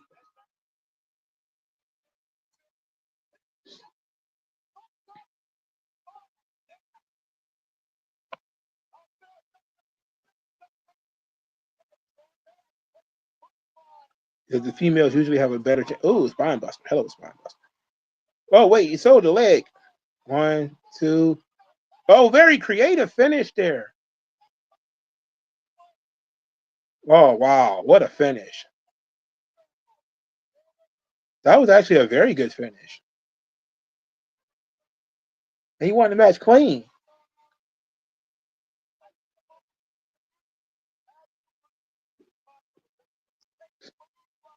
That was good. That was a good finish there.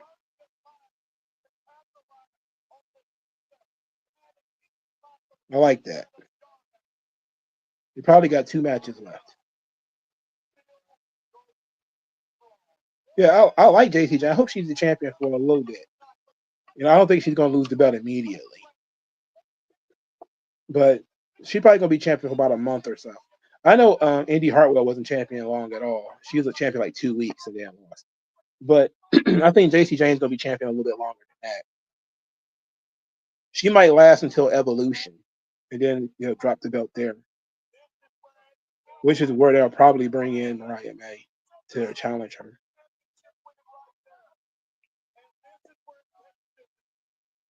But since they took all of the bigger stars out of NXT, they're probably going to go with Lola Vice being JC Jane's first opponent.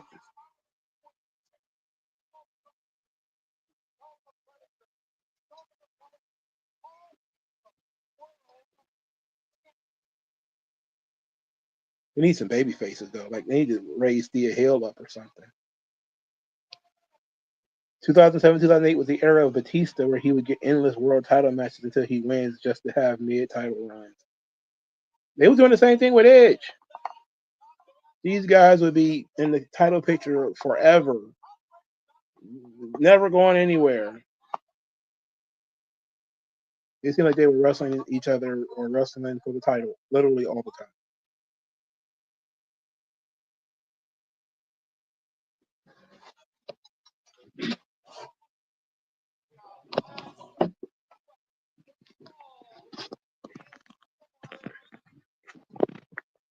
Oh, this is 2 out of 3 falls. This match about to be a long time, brother.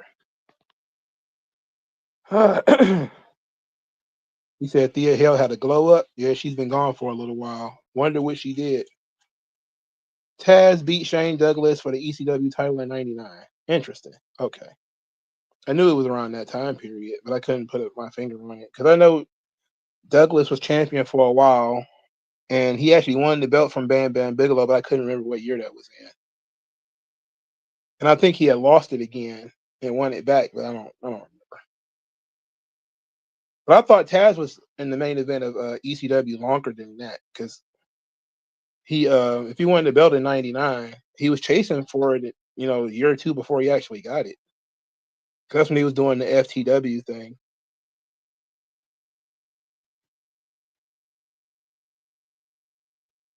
Now she just seems to be a random baby face backstage. Random high energy baby face. What did Javon Evans do on SmackDown? He lost. That's what he did. He lost a tag team match. He was on there with Ethan Page and tag teaming with Ray Phoenix against Los Garza. If you believe the Mexicans could actually win a match, it actually happened.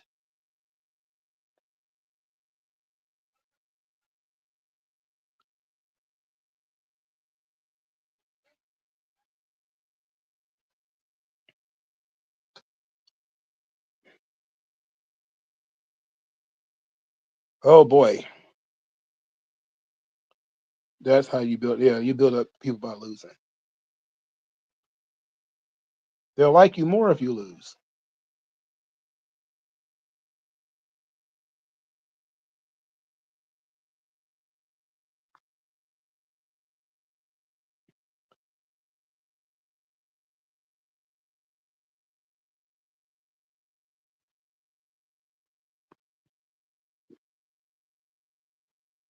I like both of those matches. I like their Backlash match too, but I like the WrestleMania match as well. So hopefully this one will be pretty good. Has MVP ever talked about wrestling Benoit? It seems like something that he should talk about. Maybe now that he's got a little podcast, he'll talk about it. Yeah, the tunnel entrance was very like. I like the one that when he was at WrestleMania, he had all the cheerleaders. That was pretty dope. That was a great entrance. It fit his character. Yeah, the tunnel entrance was great.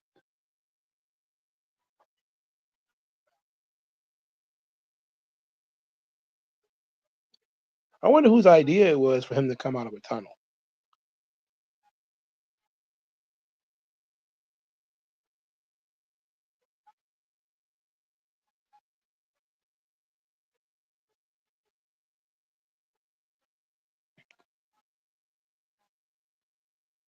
You said Benoit looks lifeless in hindsight.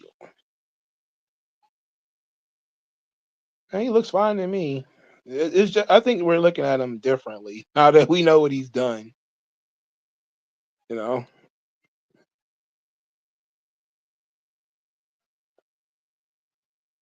they ain't moved him to ECW yet, so it's not his brain's not completely rotted at this point in time. X9 says the thing I hate about current wrestling is when they go to some states like Memphis, they talk about lore and shit for that country only, and we'll get. But if you live in India, you wouldn't care. Yeah, there's some of that. You know, that's a lot of that Nick Khan shit.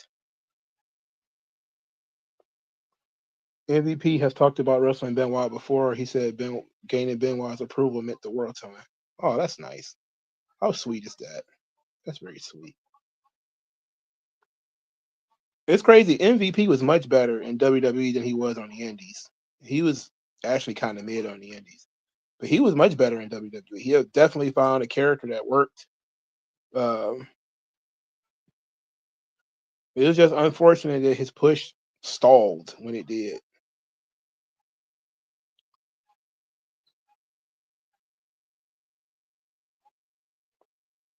Look, I'm going to say good things about MVP's theme song, but I'm not going to say good things about Silk the Shocker.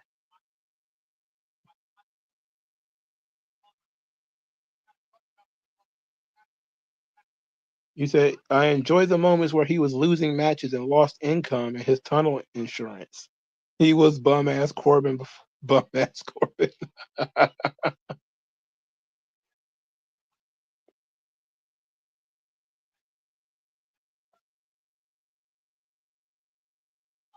MVP says Stephanie gave him high praise for the match at 23. Yeah, that's one of my favorite MVP matches.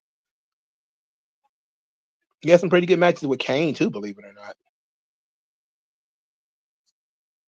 I think that No Mercy match with Kane when he set him on fire was pretty decent.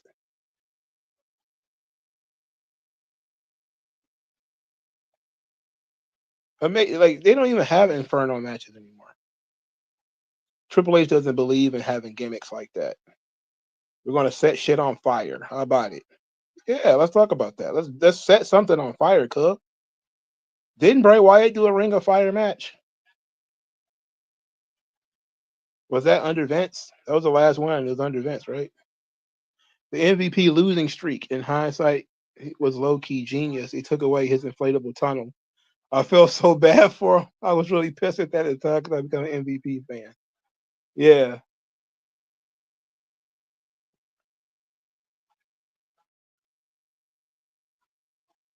they were trying to add more elements to his character.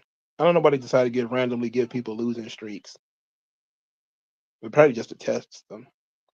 Since Triple H is an old school fan, why hasn't he brought back the scaffold match? Probably because it's fucking dangerous. You want somebody tearing their ACL?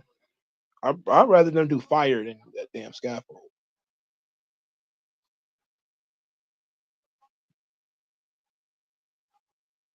And fire can't be controlled, but still, they should give Carmelo Hayes a tunnel. I think it'd make him too much like MVP if they did that. I mean, it's been 20 years. You can recycle it.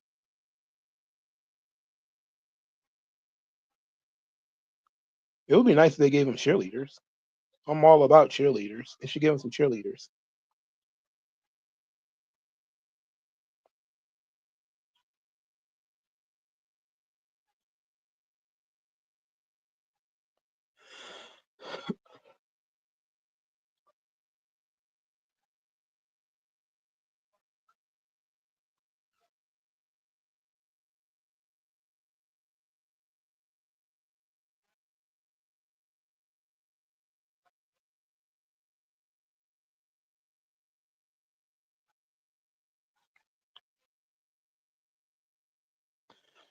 A Miss Beat the Clock challenge. Why did they stop doing it? Good question. I think Beat the Clock would be an interesting way of figuring out how somebody's going to be a challenger for a title, rather than, hey, let's do a goofy triple threat match. Just pick a couple of guys and say, hey, whoever wins their match in the shortest amount of time is the #1 contender. That sounds fun.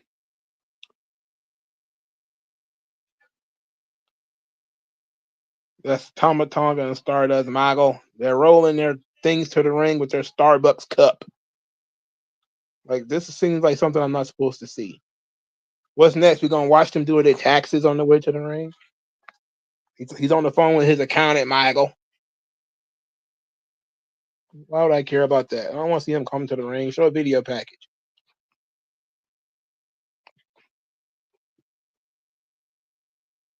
Well, you got two rounds here.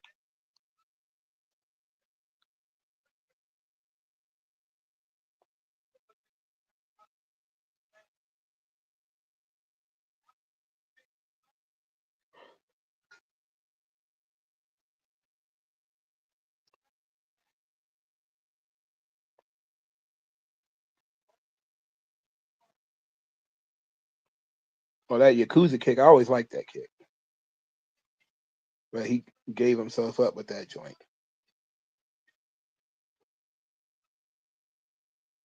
Oh, sharpshooter incoming. Sharpshooter incoming.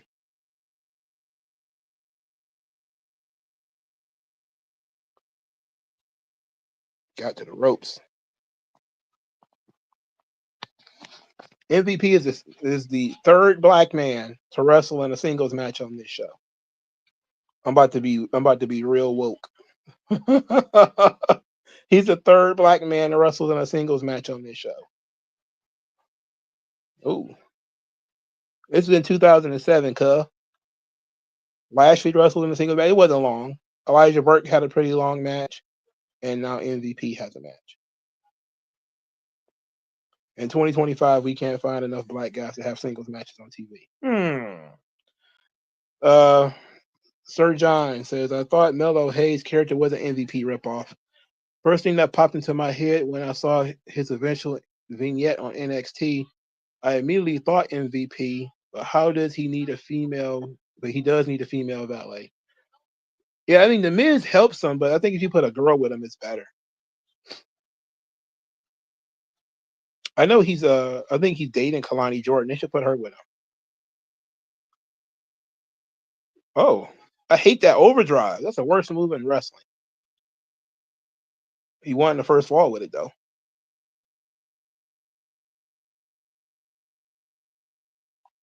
You should at MVP and tell him. Tell him what? He says, it's always weird when diehard fans look back on Benoit matches just to shit on him and can't act like they can't fuck up with his ring style. Like, I get it's why, but it's disingenuous. I mean, I'm never going to say that the guy sucks, but it's clear to me that his work is tainted by his personal life. I mean, he murdered a child. Again, I don't think that murdering your wife is the best thing in the world, but I can understand that. Especially since I know a little bit more about the story, and the more we learn about Nancy, knows that she's kind of like a take no shit kind of woman. But and I can see how that thing can go too far. But he murdered his son, man. Like that's unforgivable. He said about the black talent having matches on this pay-per-view. I'll go at MVP. Like, did you know that in 2007 there were 3 black males wrestling? One of them wrestled for a world title. the ECW World Title in 2007, and you wrestled for the U.S. title.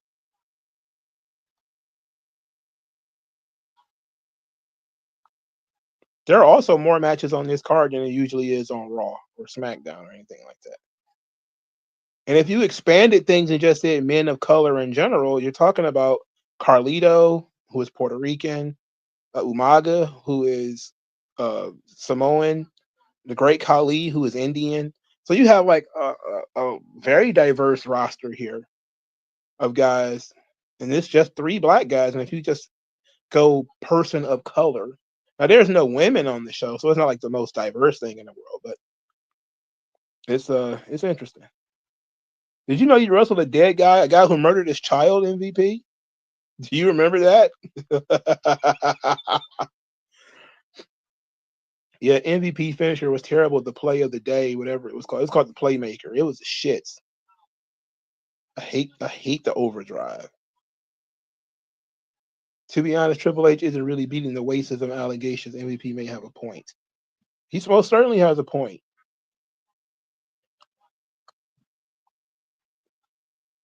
It would be nice to know how many dead guys MVP has wrestled.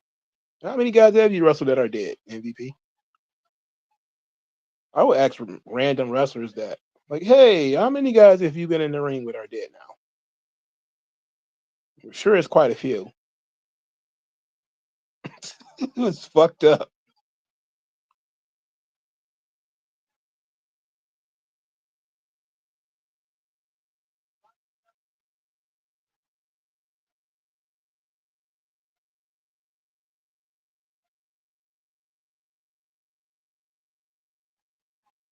He's trying to counter it with that ankle pick.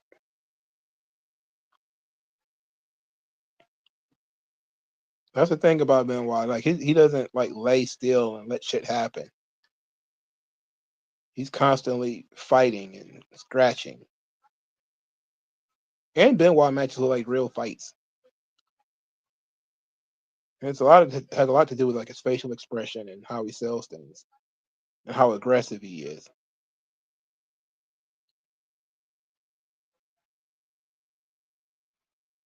Oh, he countered that joint before he even got it on for real.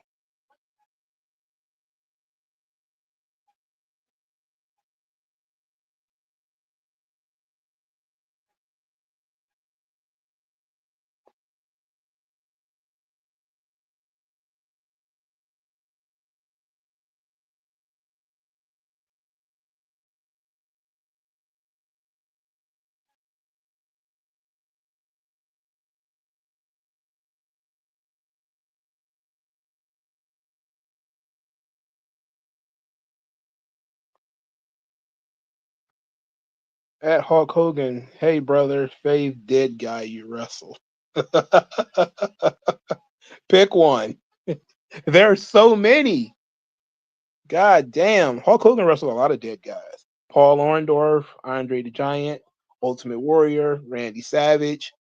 I believe he wrestled Rick Rude too, and Rick Rude is dead. He wrestled the Big Boss Man. He's dead. He he wrestled Vader. Vader is dead. He wrestled Kamala. Kamala is dead. He wrestled the Genius, and Lanny Poffo is dead. He wrestled Mr. Perfect, and he's dead. That's 10 right there. Um, he wrestled. Uh, who else did he wrestle that's dead? Hulk Hogan, to my knowledge, has wrestled at least 10 dead guys.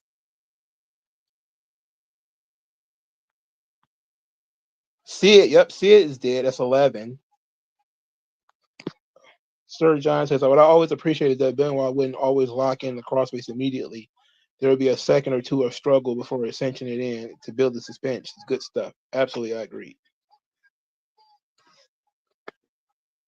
Oh, he beat him 2 straight falls. He beat him 2 straight. Oh my God. That's crazy.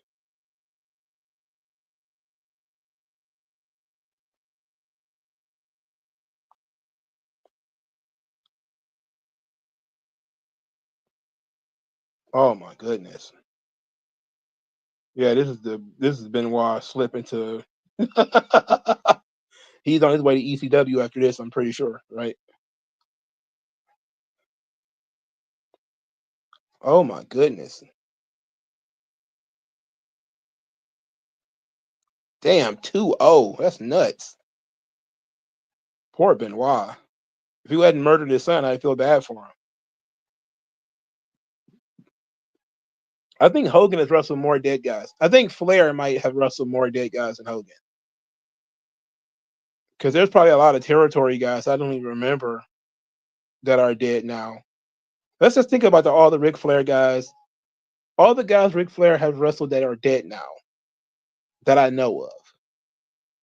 Kerry Von Erich, David Von Erich, that's 2. He wrestled Rick Rude, that's 3. He wrestled Harley Race, that's 4. Dusty Rhodes, that's 5. He wrestled uh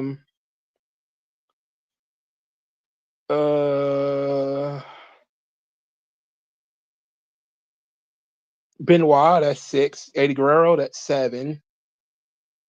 Pillman, that's 8. He wrestled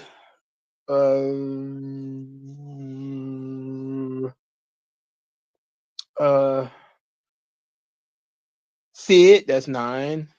He wrestled, I think he wrestled the Ultimate Warrior, that's 10. Savage is 11. He wrestled Vader, that's 12. He wrestled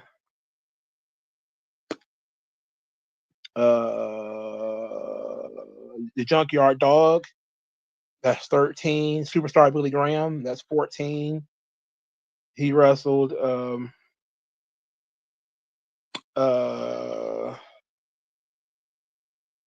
he wrestled quite at least both Road Warriors, that's 16.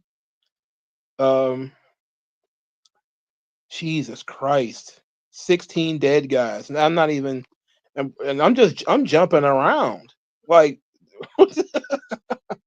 I'm sure if I sat down and did like a cage match listing of how many dead guys Ric Flair wrestled, it'd probably be like 30, right?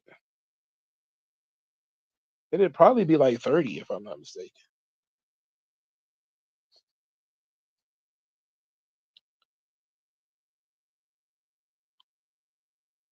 He said MVP swept him. I actually do remember that somehow he retained the title at Mania. Piper, yep, Piper is there. That's Hogan and Flair. So that's 17 for Flair, 11 for Hogan. Antonio Inoki, that's for both of them. I think Flair wrestled Jumbo Tsuruta, and I'm pretty sure Jumbo Tsuruta is dead.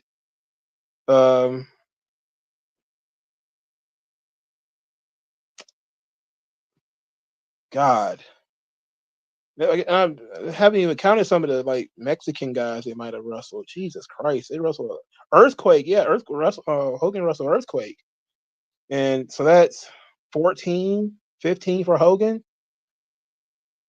Kevin Sullivan, so that's 16 for Hogan. And did Kevin Sullivan wrestle Flair? I'm not sure if they wrestled 1-on-1, but I know that Kevin Sullivan wrestled Hogan, so that's 16 or 15 or 16. I think Flair wrestled the British Bulldog too, so that's 18 for him.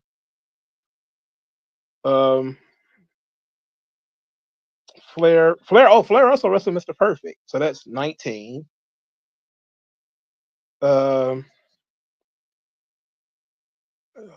He also wrestled.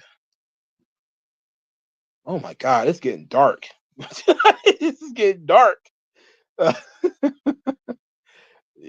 a lot of dead guys, man. That's a lot of dead guys.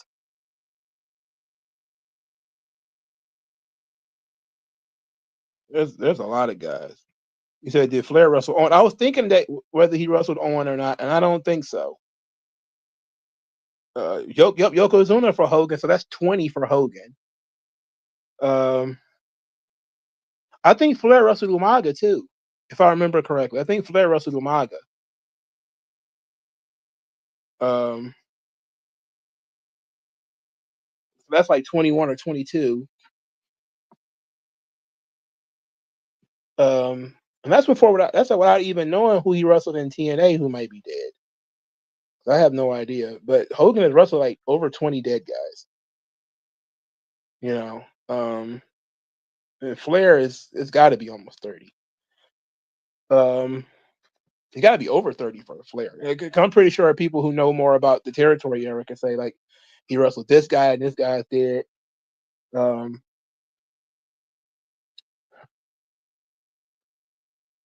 Uh, who else is dead?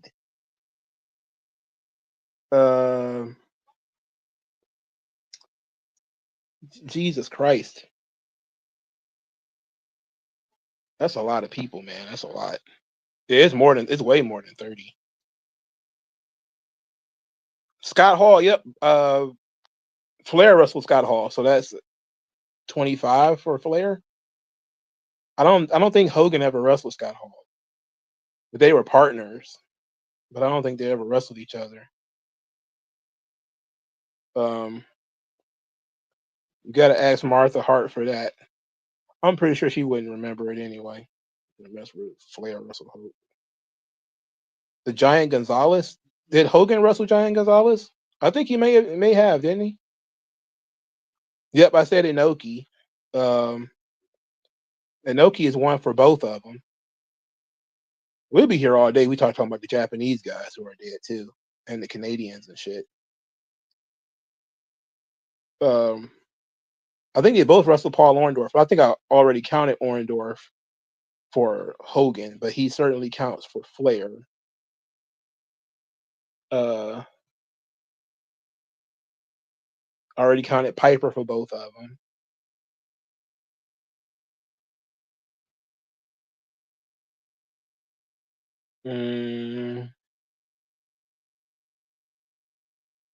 That's a lot. They both. Well, I don't think Hogan ever wrestled Eddie Guerrero, but Flair did. I don't think Hogan ever wrestled Benoit, but Flair did. And Flair was managed by Nancy. Flair got 2 dead valets. Okay, because remember, only 3 because Miss Elizabeth was his valet too. So he's got 3 dead valets and over 30 dead opponents because Nancy is dead, Elizabeth is dead, and that other lady, she's dead too. Sherry Martel, she's dead too. He's got, what matter of fact, let's say 4 because Bobby the Brain Heenan is dead.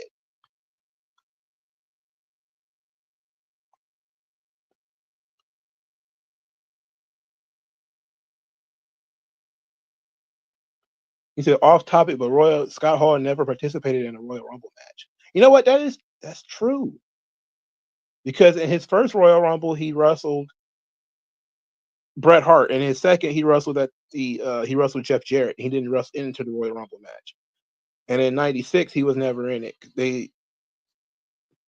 He was gone later in '96. So nope, he never wrestled when he came back.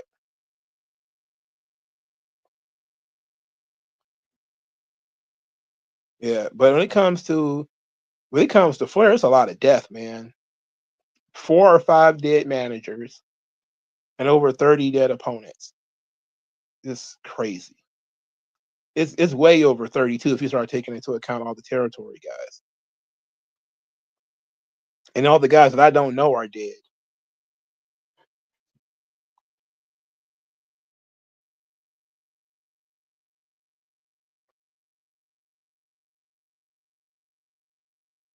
This Great Khali versus John Cena thing is about to be a disaster.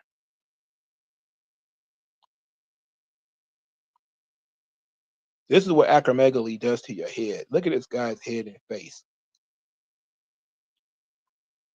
Yeah, between the territories and Japan, it's got to be over 50. I would imagine. Like I would imagine it's over 50 at that point when you start taking into account territories in Japan.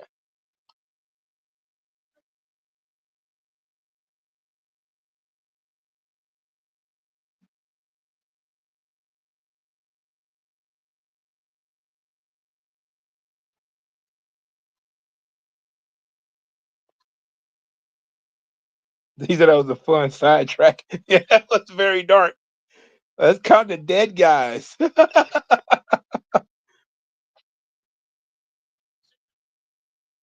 There's not a lot of guys from that era that are still relevant.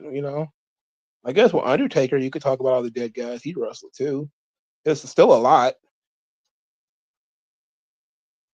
but I don't think Undertaker got to 30. I don't know if it's 30 guys there because, as a matter of fact, Butch Reed. I'm pretty sure Flair wrestled Butch Reed, and he's dead. So yeah, I mean, it's just a lot of guys, man. A lot of guys are canceled.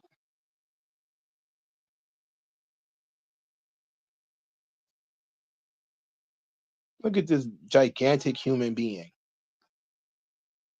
This man's like a fucking dragon. Just a human mythical creature.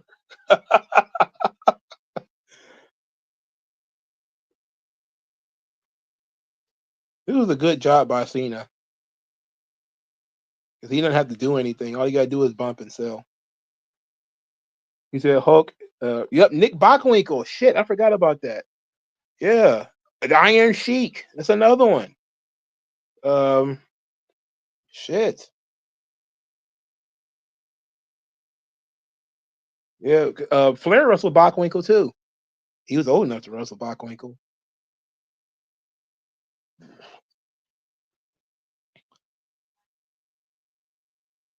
Jeez Louise.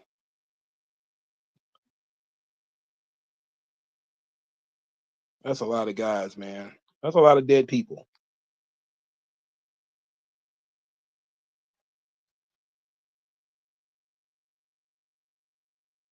Is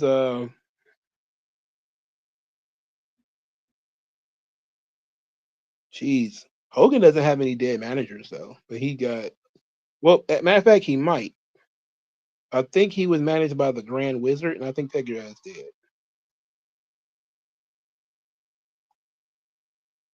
I think. I don't remember. Did Hogan wrestle Cowboy Bob? Yeah, he did. He wrestled him on Saturday Night's Main Event. But Bob Orton's still alive.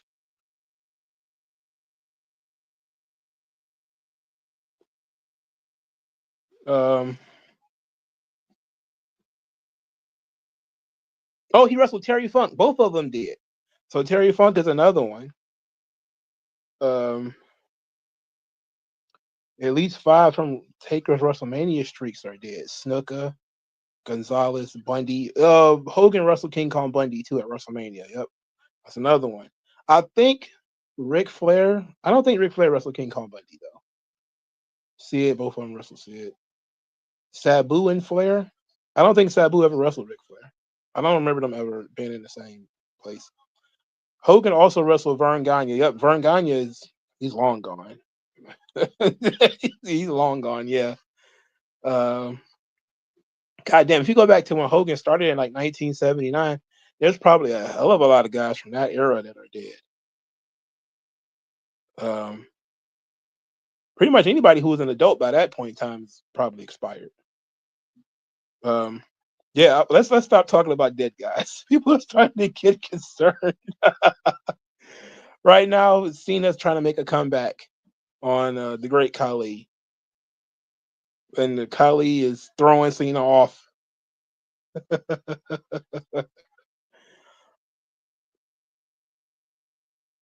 He ducked that clothesline.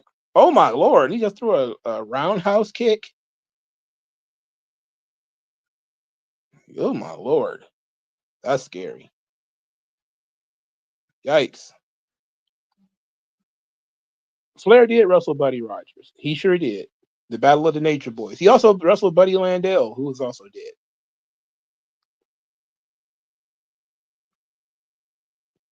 I think we want to get to 50 when it comes to Flair by the time this match is over. This is Prime Cena, 07, 08. Yep. Super Cena. 06 to 09 is Super Cena years. Except for when it comes to absolutely ridiculous match with Kevin Federline. Cena won the vast majority of these matches. I think he wrestled Bobby Lashley after this, didn't he? He wrestled. It was Lashley and Cena at Great American Bash. Was that 08 or 07? I'm pretty sure it was 07.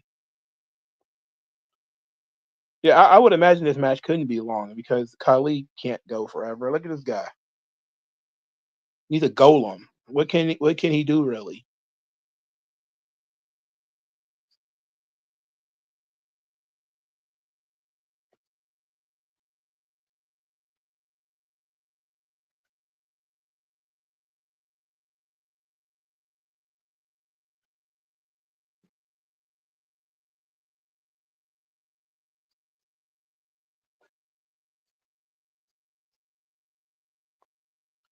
He got the Tongan death grip on him. The trapezius muscle. We don't see that no more. That used to be Yokozuna's favorite hold. And Cena's powering out of that joint. Look at this guy. Look at Khali no selling these shoulder tackles.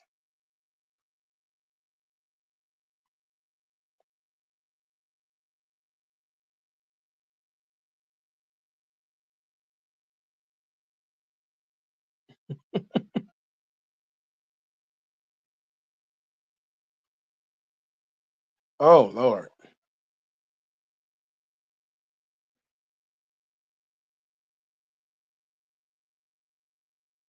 Oh Lord.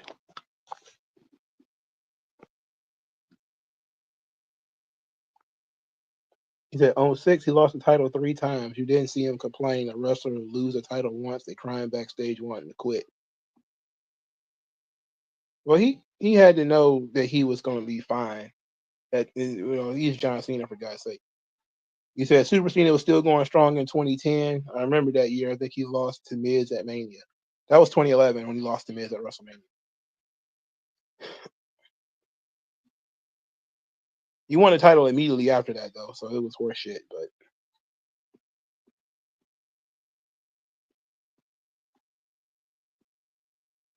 he said Cena fought Khali at One Night Stand after this. Then Orton, Foley, Booker T, and Lashley at Night of Champions. Then Lashley got the bash.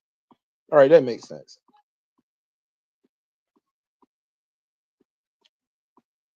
I remember that 5-man match. That match was nuts. What the fuck was Foley doing in that match?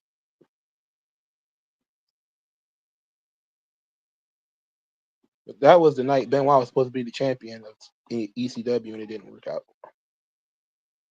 Holy shit, he got this big bastard in the STF. Listen to this crowd, bro. Ref, he is in the ropes, but I guess you can't tell because of how big he is. Khali's doing a good job here with the sell, but he really is in the ropes.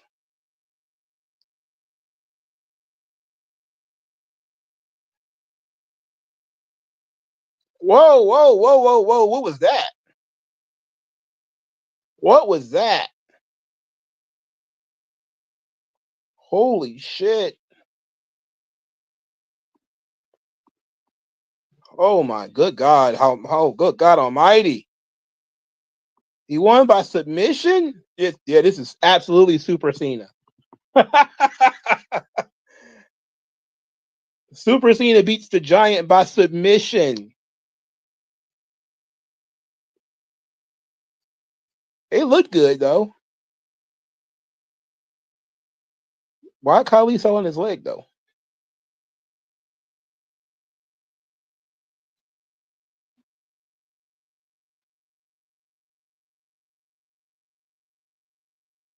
Oh, hot damn.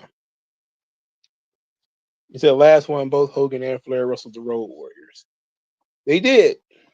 They did. They both wrestled the Road Warriors. Holy shit. That's a lot of dead guys, man. Uh, Holy guacamole. That's a lot of dead guys, man. 8 minutes, 14 seconds. That seems about right. Do you like the titles of the PLE named after cities or just the PLE and year? I would prefer the year because it's easier to follow. I can't believe we won this match by submission. That's nuts. 2006 to 2008 was peak Cena t-shirt merch era. His shirts don't look tacky enough where grown men wouldn't look ridiculous in it. Carly's foot is in the ropes, but forget it. Just end this thing. In any other era, losing by submission would be the end for the Giant. Because, like, what else can you do? You didn't made him quit. What can you do? And they gave that big bastard a rematch. I'm pretty sure they gave him a rematch because his foot was in the ropes. Because his foot was in the ropes. Oh my goodness. All right. Thanks everybody for stopping by. You said let's ask Bruno. You mean Bruno? I don't know. Who is Bruno? I guess you mean Bruno? Bruno's dead. Very much dead. Pretty dead, actually.